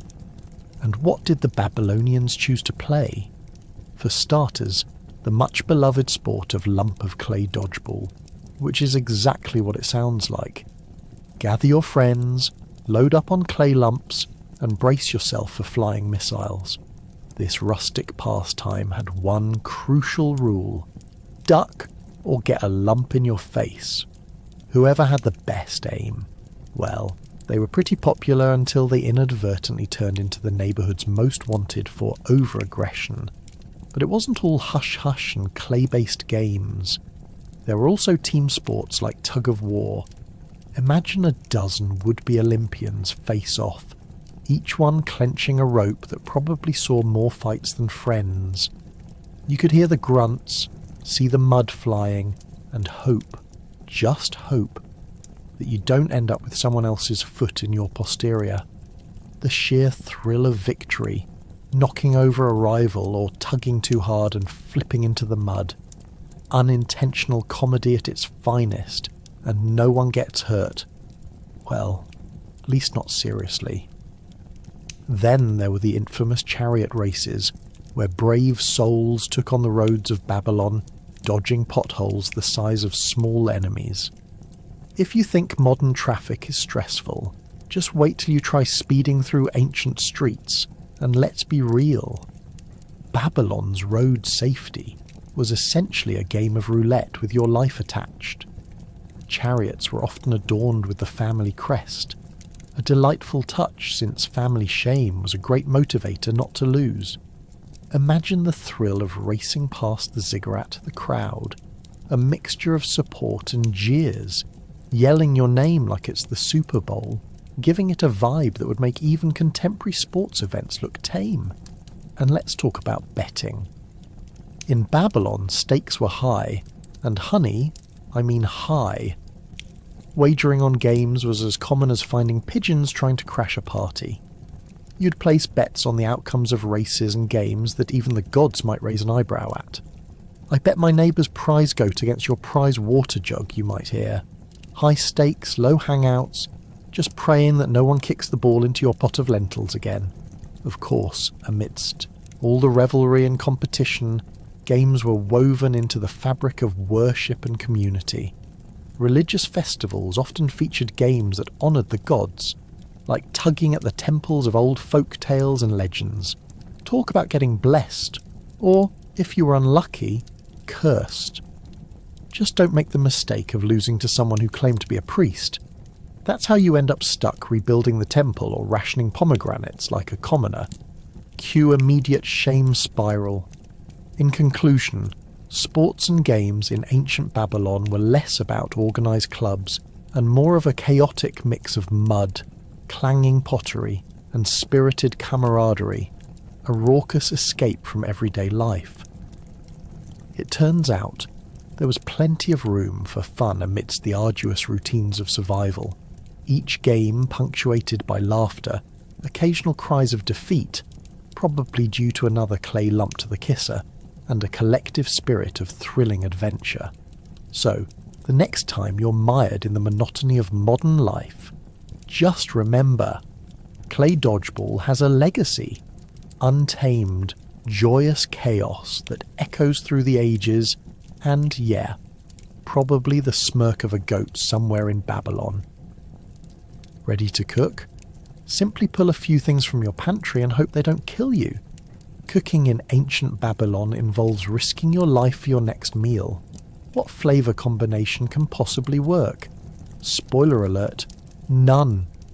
Your kitchen is essentially a battlefield of questionable ingredients, poised to fight back with a vengeance. Forget the gourmet chefs and spontaneous cooking shows. Here, you'd be lucky if you don't accidentally serve your family last month's leftovers, which were probably cursed to remain uneaten for eternity. Now, to kick off your culinary adventure, if you can call it that, you'll need some key ingredients. Picture a pantry packed with grain, dates, and the occasional goat. Yes, goat. Whether you opt for dried or fresh, both come with a strong aroma that may or may not entice guests into your home willingly. As you mix things together, you can't help but wonder why on earth no one has invented a cookbook yet, because frankly, every meal in Babylon feels like an episode of Survivor Kitchen Edition. You'll want a solid stone pestle and mortar to grind raw spices, but they look more like relics from a horror movie. Next up, pottage. If you don't know what that is, let's clarify. It's essentially the ancient version of whatever you can find in your fridge thrown into a pot and boiled with questionable liquids. You toss in grains, vegetables, and whatever protein you can handle, hoping for a miracle. But if you're lucky, maybe tonight's pottage will actually resemble food instead of just a gooey concoction resembling swamp sludge. However, let's be honest. There's a solid chance that anything you put together will taste like something you'd sooner find stuck to a barn floor than on a dining table. To add excitement to your meal, there's always the option of special seasonings. Spice-wise, good luck. Saffron, pepper, and cinnamon are riches untold, akin to finding a rare Pokemon in your backyard. No, instead, your seasoning game will consist of a generous dash of mud and prayer, praying that the gods will not smite you for your culinary incompetence. Just imagine the conversation. So, what's for dinner? A surprise mix of barley flour with a hint of, well, I don't know, is that expired millet? Once you've managed to overcome the oozing lump of pottage, it's time to bake your bread. Hoping for a fluffy loaf is futile in Babylon. What you'll end up with is a flatbread that resembles a chalkboard more than edible food. Preparing the bread involves mixing flour, water, and any remaining scraps, then baking it and praying it hasn't turned into something straight out of a medieval horror tale. Oh, and let's talk about serving this delightful meal. Presenting food? A catastrophic challenge. Your dining table is likely a low slab of stone barely scraped free of globs of today's pesto sauce. You set the pot down and try not to dwell on the fact that the previous occupant of this very bowl very likely never made it to the second serving. In fact, if you've served a vegetable dish, be ready for the incoming comments reminiscent of an angry army of culinary critics trashing your hard work. Can it be? Green beans? Oh, the horror. You'll be lucky to escape with your dignity intact. Yet, somehow, gathering around for that communal meal feels almost sacred, or at least it does until someone accidentally spills a cup of goat's milk on your flattened loaf. As the evening wears on, everyone deals with the repercussions of your cooking trials. Expect stomachs to rumble, yet no one dares call out the mystery meat your great-aunt insisted on serving. You sit back and think, at least everyone is still here, so what if a few people turn green and go running for the water of life? In all seriousness, cooking in ancient Babylon is an extreme sport in its own right. It tests not only your culinary skills, but your very will to live. So, as you stand in your ancient kitchen, hoping that each dish won't result in a catastrophe or an unexpected trip to the god of food poisoning, remember, you're not just cooking, you're playing an ancient version of culinary roulette. Bon appétit, or should I say, Godspeed. In a society dominated by lineage and status, your name is everything. A bad name could lead to a lifetime dealing with annoying relatives and less than stellar neighbours. Are you ready to navigate the tangled web of family feuds with your head held high?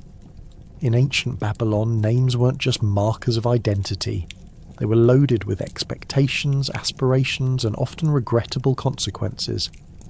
If your name was Nebuchadnezzar, great.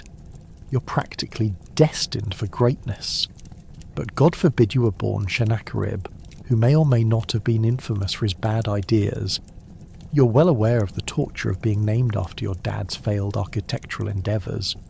So, as you stand amid the bustling streets of ancient Babylon, it becomes painfully evident that every introduction carries the weight of ancestral achievements, or failures.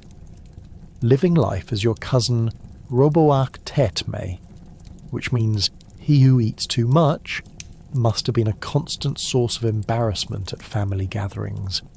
You can practically hear your great-uncle Haran remind everyone that your namesake fled from war. Thanks for the family history lesson, Haran, while we're busy trying to enjoy pottage. When family lineage is so tightly woven into your identity, it's as if you're hitching your reputation to an unpredictable chariot. In fact, marriages were often elaborate business deals rather than romantic entanglements, because joining the right family could mean everything. Imagine being the son of a sheep herder marrying into a line of successful goat wranglers. Talk about ambition. Your new family could either drag you up the social ladder with juicy connections or toss you right back to the muddy street you came from, whatever their whims dictated. And let's not overlook the ladies, who carried the burden of family names as well, often gaining new surnames through marriage that could massively affect their social standing. Support your husband's bid to become the high priest of Marduk, and fine, you're living the dream. But accidentally insult your mother-in-law? Hope you enjoy your new life in a hovel and supported status as the wife of the disgraced priest. Moving around Babylon under the shadow of your family's reputation must have felt akin to playing a king's game of chess. Every move calculated, every word spoken monitored. Especially if your father had a tendency to annoy the local rulers with questionable tax evasion schemes. Suddenly, you're part of a family that nobody quite wants to associate with at the baker's shop, shouldering that shameful legacy weighed down by the whispers of neighbours. And don't even get me started on the pressure of keeping that family name clear of scandal. If your cousin decided to introduce a new and improved pottery technique that led to one too many blown-up kilns, heaven forbid anyone associates that with you. Speaking of pottery, Babylon was a civilization on the cutting edge, so your name often came with that same expectation. Naming your child after an honoured ancestor was popular, especially if you wanted to pass down the pride of a well-respected tradesman with a nigh-perfect record on the clay leagues. But heaven help you if the kid's skills in pottery were more gobbledygook than gratitudinal. What happened to Zambro, people would ask, and now you're stuck wishing you named that kid Tamiz instead. As life trundles on in Babylon, your name shapes your aspirations, your identity. It essentially cartoonishly swings the door of your fate, like a pendulum, thriving in the realm of social competition. Entering a social situation without the right family name is akin to showing up at a celebration wearing last season's tunic, while everyone else assumed the social climbing status was at double-breasted levels. There's another quirky aspect you must consider: the paradox of personal achievements and the weight of familial expectations. While you strive to carve your own niche, it's impossible to avoid the shadow cast by your last name. Want to emerge as a skilled merchant? Fine. But if your grandfather spent his days looting and pillaging, good luck shaking off that reputation amidst merchants who talk more trash than a garbage collector. In Babylon, every name tells a story, layered with family history, personal strife, and delightful drama. Your name shapes your journey through life like the path of a chariot through the dusty streets of the city. Whether you're destined for greatness or burdened by the weight of mediocrity, one thing is for sure: you'd better learn quick about the art of navigating relationships if you want to survive the tangled social web that is ancient Babylon. So pause for a moment and appreciate your modern conveniences, because while you may have phoned your dubious relatives for family gossip, those Babylonians had to settle for awkward dinner gatherings and communal celebrations loaded with unrealistic expectations.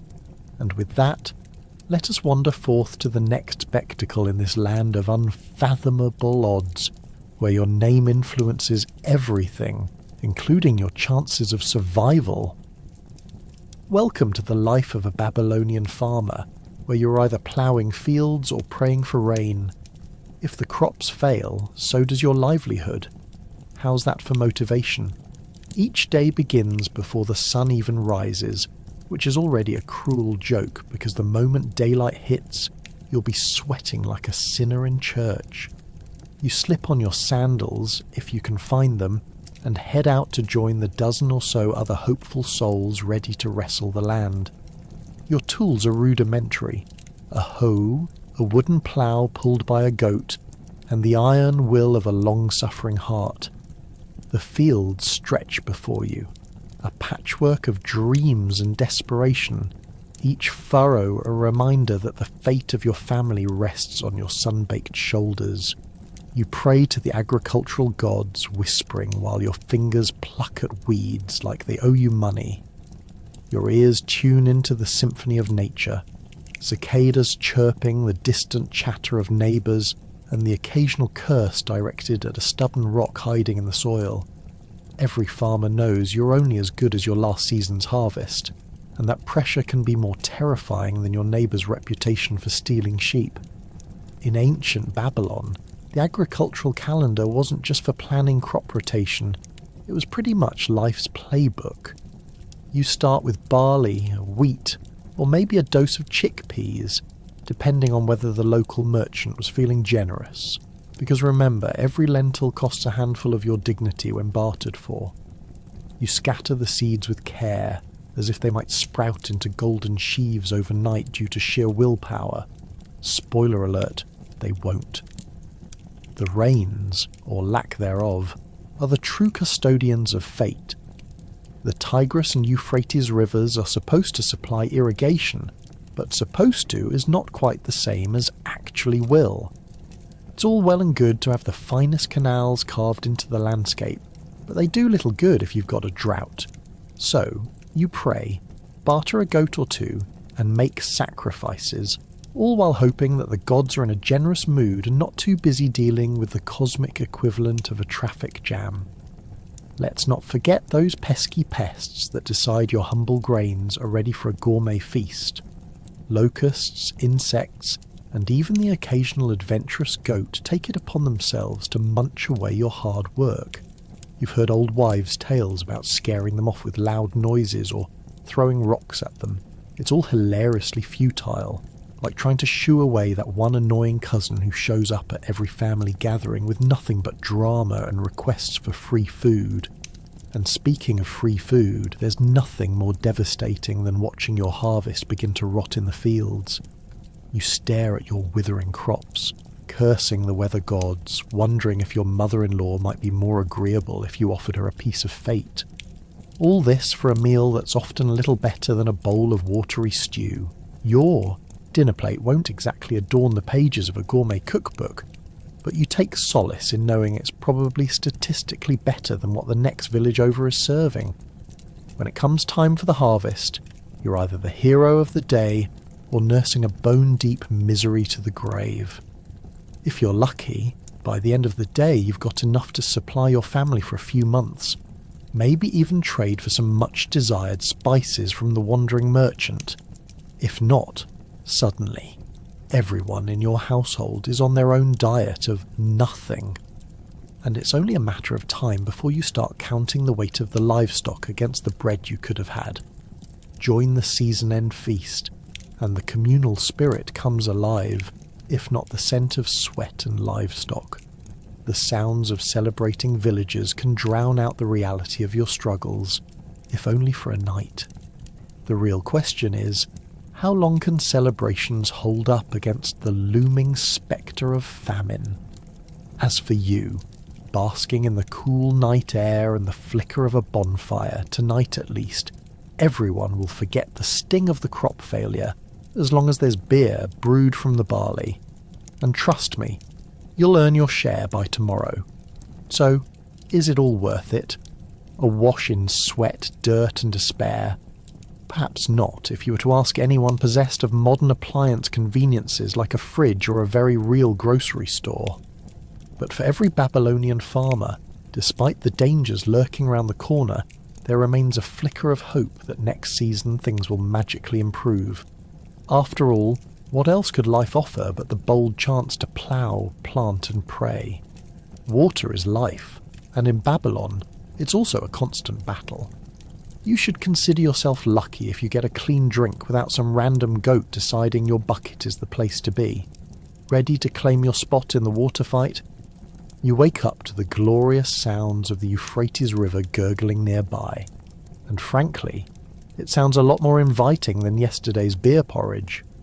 But don't let that soothing sound mislead you. Obtaining water here is an Olympic sport, and you're about to face the trials of hydration as if it's a reality show challenge. First, you need to deal with the logistics of getting to the river, which isn't exactly a sprint down the street. No, it's a perilous trek through a serene landscape infested with goats, of all shapes and sizes, that seem determined to ruin your day. How did it come to this?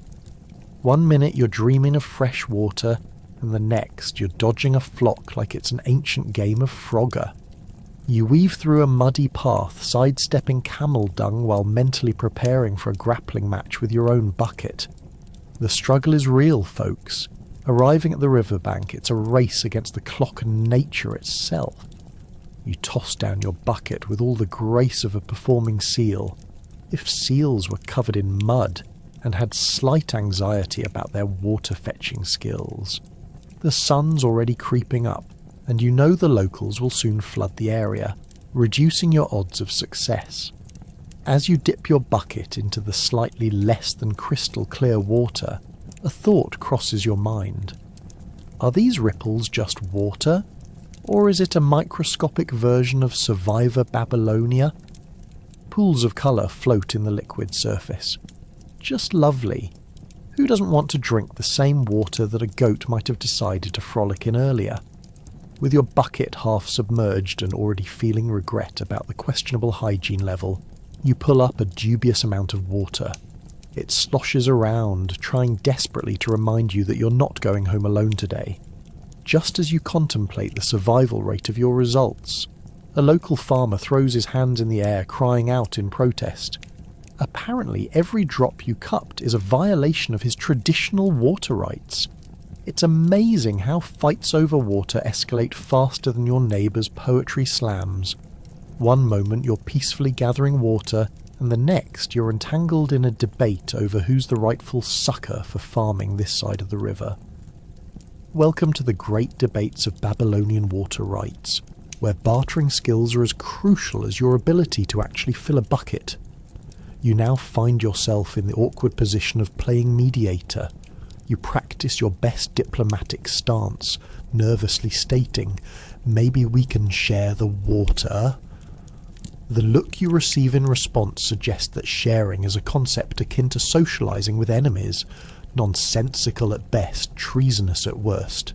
Ah, yes, nothing like a little territorial dispute to kickstart an ordinary day. Once you've survived the rendezvous with disgruntled locals and somehow managed not to be chased off, it's time to head back home.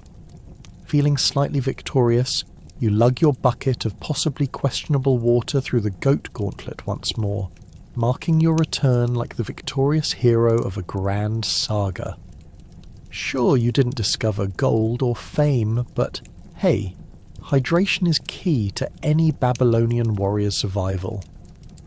Back at home, you pour your bounty of murky hydration into the clay jug reserved for drinking, mentally preparing yourself for the revelation that will follow. Will it taste like fresh spring water, or more akin to an overused sponge mixed with goat sweat? You take a tentative sip. Success! It's not bad. Although with each gulp you can't help but feel like you've just earned the title of Monopoly's Water King. For today at least you can claim victory over life's simple yet complex quest for water. So there you are, standing proud in your home, feeling like the Babylonian version of Aquaman. Because let's be honest, navigating water rights in Babylon is basically superhero training. Other superhero faces might save the world, but you're here fighting for hydration, preserving life one questionable sip at a time. Now, let's just hope your stomach appreciates your efforts as much as your advanced negotiation skills. After all, in Babylon, even water comes with drama, and you're nothing if not a connoisseur of ancient aquatic adventures. Think you have beauty struggles? In ancient Babylon, achieving the perfect hairdo involved more than just a bad hair day. It meant fighting with clay and oils. Just don't ask how many sheep had to sacrifice to get that glossy finish. In a time where beauty was a serious matter, your hair and overall appearance could determine your social standing, and let's face it, even your survivability. So, let's venture into the hair-raising world of Babylonian beauty rituals, because like all good things, it comes with its own set of absurd challenges. For starters, let's talk about the hair products. In Babylon, people didn't have the luxury of department store aisles filled with scented potions and modern styling gels. Oh no, instead, your product lineup consisted mainly of a concoction made of animal fat mixed with various herbs, and sometimes even the occasional crushed flower. Fancy, right? You'd wake up every morning to an all-white tub of sheep lard thinking, "Today's the day my hair doesn't look like a nest of stray cats." But as you spread that fragrant mix through your hair, you begin to appreciate the beauty of your societal status. After all, the lower classes probably had to settle for whatever concoctions they could find in sheep pastures. You know, hair to go. Once that was in place, it was all about styling. Babylonians embraced the art of the elaborate braid. Think of it as ancient mega hair blending with a DIY project. It wasn't enough to just toss your hair up in a ponytail or hope for a laid-back beach wave. No, you had to whip out tools that would intimidate the modern hairstylist. Some of these hairstyles could take hours to create, Imagine having a wife or mother specifically designated as the family hairstylist, who'd probably charge you a good chunk of barley for her services. So there you are, sitting still for hours to emerge looking like a goddess, or perhaps just a clay statue baked too long in the sun. Now, while you're trying to keep your neck from cramping in that over-the-top braiding process, you might find yourself wondering about accessories. Enter the world of Babylonian headgear. You think hair accessories today are a hassle? Just wait until you have to deal with a headdress made from gold, silver, and, the cherry on top, lapis lazuli. That's right. If you wanted to be fashionable, your entire head could result in a margarine situation. Fancy up the front, slippery in the back. Imagine trying to walk through a crowded marketplace with that golden crown wobbling precariously atop your head while you negotiate prices for barley. But let's not ignore your skincare routine, because if you're going to spend hours perfecting your hair, your face better be on point. Good news. Ancient Babylonians had access to various oils which they used generously. You might have slathered on sesame oil every morning, thinking about how it could just enhance your glow. Spoiler, it enhanced your "does anyone have a towel" situation. When you stepped into the sun, you glimmered like a beacon of beauty, or more likely melted like an ice cream cone lost in a heat wave. As you joyfully embraced that oily glow, cosmetic practices were also wildly popular. The use of kohl to line the eyes was a fashionable must-have. It darkened your lashes and made your peepers pop. However, if you thought modern eye makeup was tricky, try getting the kohl mixture just right using minerals and burnt almonds. Plus, there was substantial pressure to keep your eyeliner game strong, as looking too rushed in a society that valued art and precision might get you a good spot on the gossip list. Now, if you're feeling a bit extra, there's always the option of perfume. However, in a time period where soap was about as foreign as a smartphone, your scents were likely derived from crushed flower petals or aromatic herbs. So you spent your mornings inhaling the sweet aroma of your freshly mixed odor goat pasture and puffed out your chest, hoping people would focus on the scent instead of the fact that you just returned from a mud bathing ritual. In this world of Babylonian beauty, appearance was truly an epic saga. From the intricate hairstyles to the delightful chaos of cosmetic concoctions, it all came together into a labyrinth of struggles, laughter, and at times, a little bit of exasperation. So, while you sit in your cozy chair, sipping overpriced coffee and scrolling through beauty tutorials online, just remember, you're part of a lineage of painstaking efforts to look fabulous. You've inherited a history that fought hard against a bad hair day. Welcome to Bureaucracy 101, Babylon Edition. You'll need to master the art of paperwork and preferably not faint at the thought of your monthly tax obligations. Good luck. Somehow the tax collector always knows where you live. Forget modern worries like credit card debt or student loans. In ancient Babylon, they had a system that made tax time feel like preparing for the apocalypse. It all starts when you triumphantly haul your donkey cart filled with barley, or whatever crop passed the smell test, only to be met by an official looking more like a hired muscle than a public servant. Most likely, the only thing standing between you and financial calamity is the scrap of clay inscribed with your name, which would also explain why modern accountants choose their career paths more carefully. Imagine arriving at the tax office, which is really just a dusty tent filled with ominous-looking tablets, where scribes furiously pound away at piles of clay, recording not just their orders and receipts, but an existential crisis or two. You shuffle in, feeling your heart race as you spot the chunky tablet designated for your name, though you're not sure if that's a welcome sign or a tombstone in waiting. Does the taxman prefer goats, wheat, a sheepish smile and a few kind words? God only knows what pleased him yesterday. It's wholly possible he could demand the chicken you raised, since it was a fluffy nugget of joy in your otherwise sad life. The thought strikes even more fear. You can't trade the only feathered friend you have left. And heaven help you if you forgot the precise measurements of your harvest. This isn't just a cubicle, it's an interrogation chamber disguised with lots of clay tablets and poor ventilation. If you ever want to witness the wrath of a scribe turned tax enforcer, just try to explain that your yield was lower this year because a swarm of locusts thought it was an all-you-can-eat dinner buffet. Excuse me, are you suggesting my records are faulty? Are you suggesting you might have kept some barley for yourself? These are the questions you never wanted to hear while standing in front of an authority figure who appears to be channeling the gods of oversight. Once you finally go through the motions, gather whatever flimsy explanations you can muster and flash a desperate smile. They'll whip out a few tablets, using their formidable cuneiform skills to etch in the details of your transgressions, assuming you've committed any.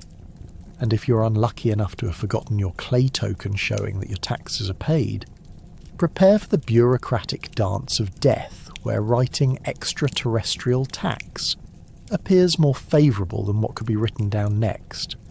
Of course, while you're sweating bullets worrying about the taxes on your modest field of beans, the nobility lounges in their grand estates, sipping date wine and living life free from this ceremonial nightmare. They have layers of scribes ready to craft a tax scheme advantageous to their opulent lifestyles, capitalizing on every loophole, while you're left measuring out barley against the back of the overly inflated market prices. It's as if the universe has conspired against the common man, an elaborate joke played by fate, and in the comedy of it all, you're set up for failure. Then comes the ever-looming threat of an impending raid, market fluctuations, and the season's end. Have you accounted for every last legume or piece of livestock? Because those taxes will not account for poor record keeping. They punish you hard for that one. A single miscalculation, your fields yield an unforeseen rotten potato, or a cow goes and dies mysteriously, and your fate could very well hang in the balance between two clay tablets, written by a seemingly indifferent scribe. Finally, you pen your name, or at least attempt to scrawl a semi-decent representation of your identity on a tablet, not just for tax records, but as a mark of your very existence in the eyes of the Babylonian economy. You walk out, check your pockets one more time, and pray to whatever gods you can conjure that you won't have to encounter that tax collector before your fields recover. After all, Babylon had a strange way of demanding payment at the most inconvenient time possible, often at the expense of your sanity. So, the next time you're stressed over taxes in the modern world, just remember, at least you won't be dodging a biblically inspired tax assessors with pitchforks, nor will you have to barter your prized goat for the sake of proving your existence. Collectively, Babylon stands testament to an obedience forever etched in clay, one roll at a time. Can we talk about the sheer chaos of Babylonian festivals? These larger-than-life celebrations involve everything from wild food to sack races that end in tears. What happens at the festival stays at the festival, or not, if the local gossip has anything to say about it. Picture this: vibrant colours everywhere, people adorned with all manner of decorative shawls and headpieces that look like ancient costumes for an extreme sports event. The air buzzes with anticipation, and your stomach grumbles low and menacing, a warning that you may not survive this culinary adventure. As you enter the festive grounds, you're greeted by the unmistakable scent of roasted meats, mingling with spices you can't quite name. You take a deep inhalation, trying to identify the melange that practically beckons you. Is that a hint of cumin or a whiff of something that might have a small goat still trying to escape? In any case, you're definitely not in the mood for the traditional barley stew you had for breakfast. This festival promises glory, if not for your tasting palate, then certainly for your stomach lining's future. you decide to start with a hunk of flatbread, slathered in a dipping sauce that leads you to question whether you should actually be licking your fingers in public. The combination of flavours is absolutely delightful. However, you catch a glimpse of a proud-looking local insisting that it was his grandmother's creation. You mentally make note of this as a recipe to steal, before deciding to move on to a booth showcasing elaborate pastries that might as well be gold-plated for how pricey they are. One boy's bread is another man's bank account, you muse, pondering your life choices as you fork over what feels like your life savings for an overpriced honey cake. But then, what's that? Amid the frenzy of people, you notice a ruckus developing at the far end of the festival. Curiosity gets the best of you, and you find yourself swept along with the crowd toward what seems to be the heart of exertion. A sack race. Ah yes, a sport so noble, so entertaining. This is where the real competition lies, wagering a goat, a few weeks' worth of your hard-earned barley rations, or perhaps even just your dignity. Now, if you've ever seen a bunch of adults attempt to extract themselves from a burlap sack, you'll understand the absolute absurdity unfolding before you. Adults wobble, fall, and occasionally get tangled up like they don't even know how their legs function. You're wise enough to stay out of the race, but that doesn't mean your lungs are immune to laughter. There's a fine line between athleticism and a slapstick comedy routine. One particularly over-enthusiastic contestant takes a tumble and lands face first in a spread of spilled dates, and the crowd erupts in laughs rivaling a festival of their own. Visibly offended, colours of embarrassment and the remnants of smashed fruit paint his cheeks as he extricates himself from the sticky oblivion that nearly swallowed him whole. Just when you think it can't get any more chaotic, a round of spirited music begins, played by a group of musicians who seem to have pulled their instruments from the local goat herd. The drums thump thunderously as you suddenly have the urge to dance, because who wouldn't feel compelled to join in the fun when the music sounds like it could resurrect the ancient gods? If you thought trying to embarrass yourself in a sack race was risky, let's add some dance moves to the lineup. Surrounded by townsfolk shaking their hips, your feet somehow turn into frantic flames trying to imitate the swirling patterns around you. If someone flings a face paintbrush your way, you might end up looking like a bewildered kaleidoscope half the time. Raucous laughter fills the air as you attempt gracefully to keep the rhythm of the dance. But truth be told, you can never ignore the chance of unintentionally stepping on someone's foot, again with every uncertain twirl. It's all fun, of course, right up until the nobles start showing off their fancy footwork, and you suddenly feel more like a flamingo trapped in a barnyard. And as the evening descends, the chaos begins to shimmer with light from countless torches, casting flickering shadows over rejoicing revellers. The festival winds down. Friendships are forged over shared tales of minor injuries, spilled drinks, and the tragic fate of sack races. You glance around at faces glowing with laughter, blissfully forgetting the mundane realities of life served with a side of stress back in your one-room abode. Perhaps these gatherings remind you that behind every ziggurat lies a human spirit desperately trying to bond over barley beer and sweetly baked treats. As you bid farewell to this festival of life, you leave with a heart full of laughter, a belly that holds just a touch of regret, and a dreadful memory of that curious dance that will probably circulate around town for years to come, all while knowing that tomorrow morning you will face the music of slightly sour stomachs and sheepish gossip. Welcome to life in Babylon, where the festivals are loud, the laughter is contagious, and your dignity is just another ingredient in the recipe for joy. Let's not beat around the bush. Getting around isn't easy. Chariots, horses, donkeys, and some very bumpy paths await you, all while dodging passing livestock. Hope you didn't forget to plan your route. In ancient Babylon, transportation was less about convenience and more about survival. So buckle up, figuratively of course, as seatbelts haven't been invented yet. Your best bet for a leisurely jaunt through the bustling streets of Babylon is likely a chariot, if you can afford one.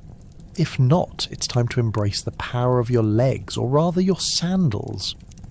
Rolling through the streets of Babylon in a chariot certainly paints a festive picture, but let's be real, it's not all fun and games.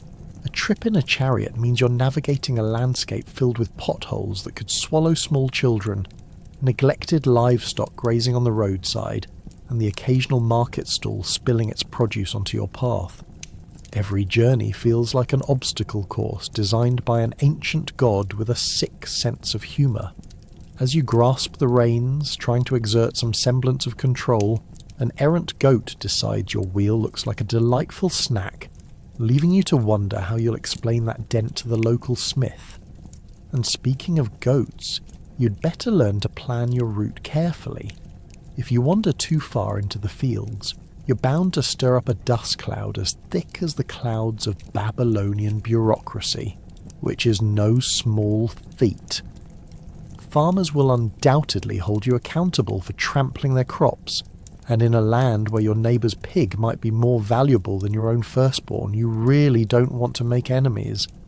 As you mutter apologies and navigate back toward the main road, you can only hope that the local gods appreciate the effort. But it's not all doom and drama. The main streets are filled with colourful sights and sounds that make each journey vibrantly chaotic. Merchants shout out their wares, hoping to catch the attention of passing nobles in their fine chariots.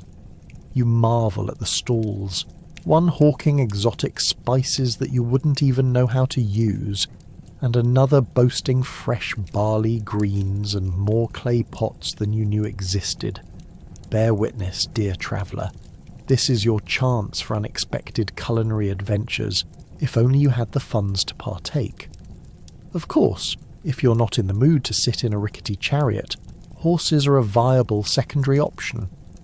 Assuming you can negotiate a proper fare, which is a speed bump all its own, riding a horse brings forth new challenges. Namely, you must remember how to grip the saddle without tumbling off like a sack of barley. Horses are decidedly less forgiving than chariots. 1 minute you're breezing through the streets, hair blowing dramatically in the wind. The next, you're tangled in a street vendor's wares after your steed sees a particularly attractive patch of grass. And if donkeys are more your style, or perhaps your only, affordable option, they have their own quirky charm. Reliable, steady, and infinitely stubborn, these creatures are rather like that one friend who refuses to leave the party until every last drink is finished. As you guide your donkey down the bustling path, remember, if there's grass to munch, it will stop and eat it, regardless of your pressing schedule or important errands. As the saying goes, where there's grass, there's a donkey. Transportation was a daily lottery of luck, with each bump and rut from a rough-hewn path potentially leading to an adventure, or at the very least an amusing story for your family during supper. You can bet that a trip to the marketplace could easily turn into a day-long saga worthy of an epic poem. Two humble peasants narrowly avoiding a runaway chariot, while still managing to haggle over the price of lentils. Every trip is a test of your mettle, a comedic exploration.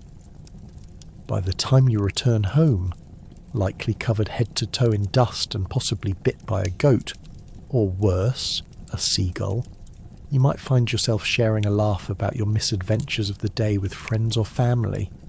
Ah, transportation in ancient Babylon. A wild ride that makes any modern commute seem as thrilling as waiting in line at the marketplace.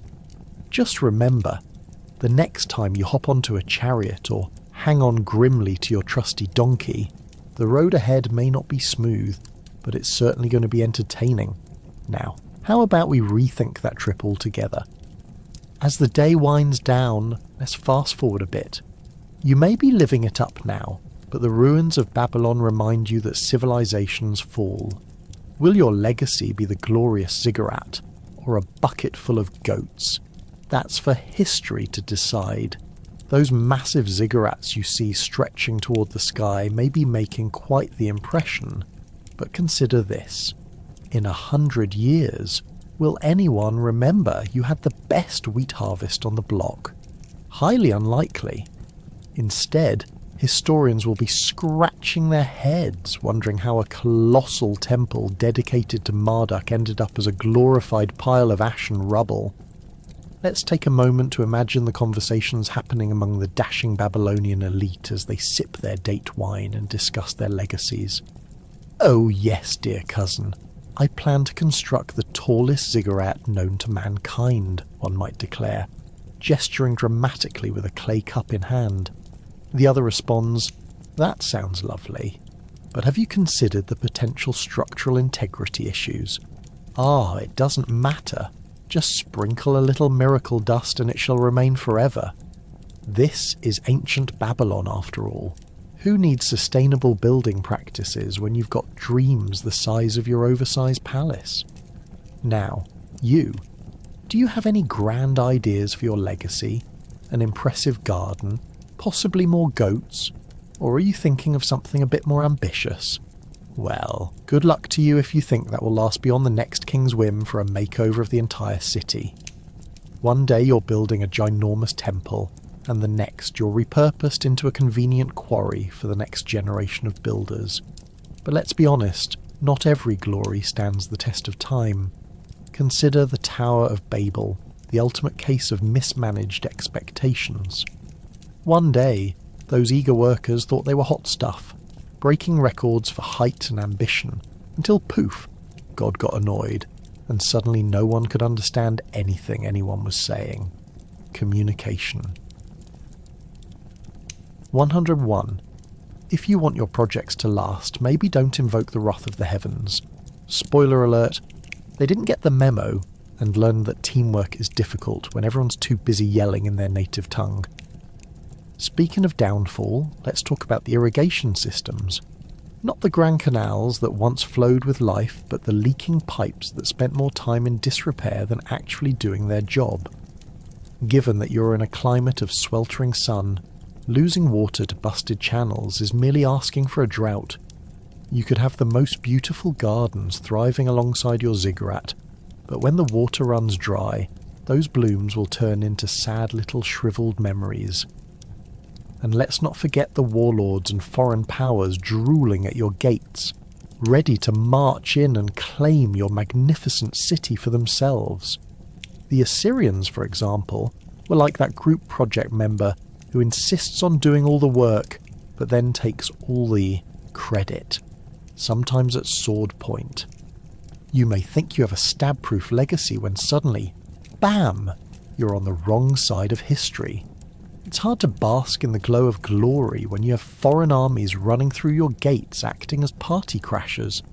Meanwhile, the scholars scribbling your name into clay tablets. They won't be around forever either. What happens when the last scribe is lost to time, or worse, gets distracted and decides to carve really thrilling recipes for lentil stew instead of chronicling your monumental achievements? It's fine. Just roll with it.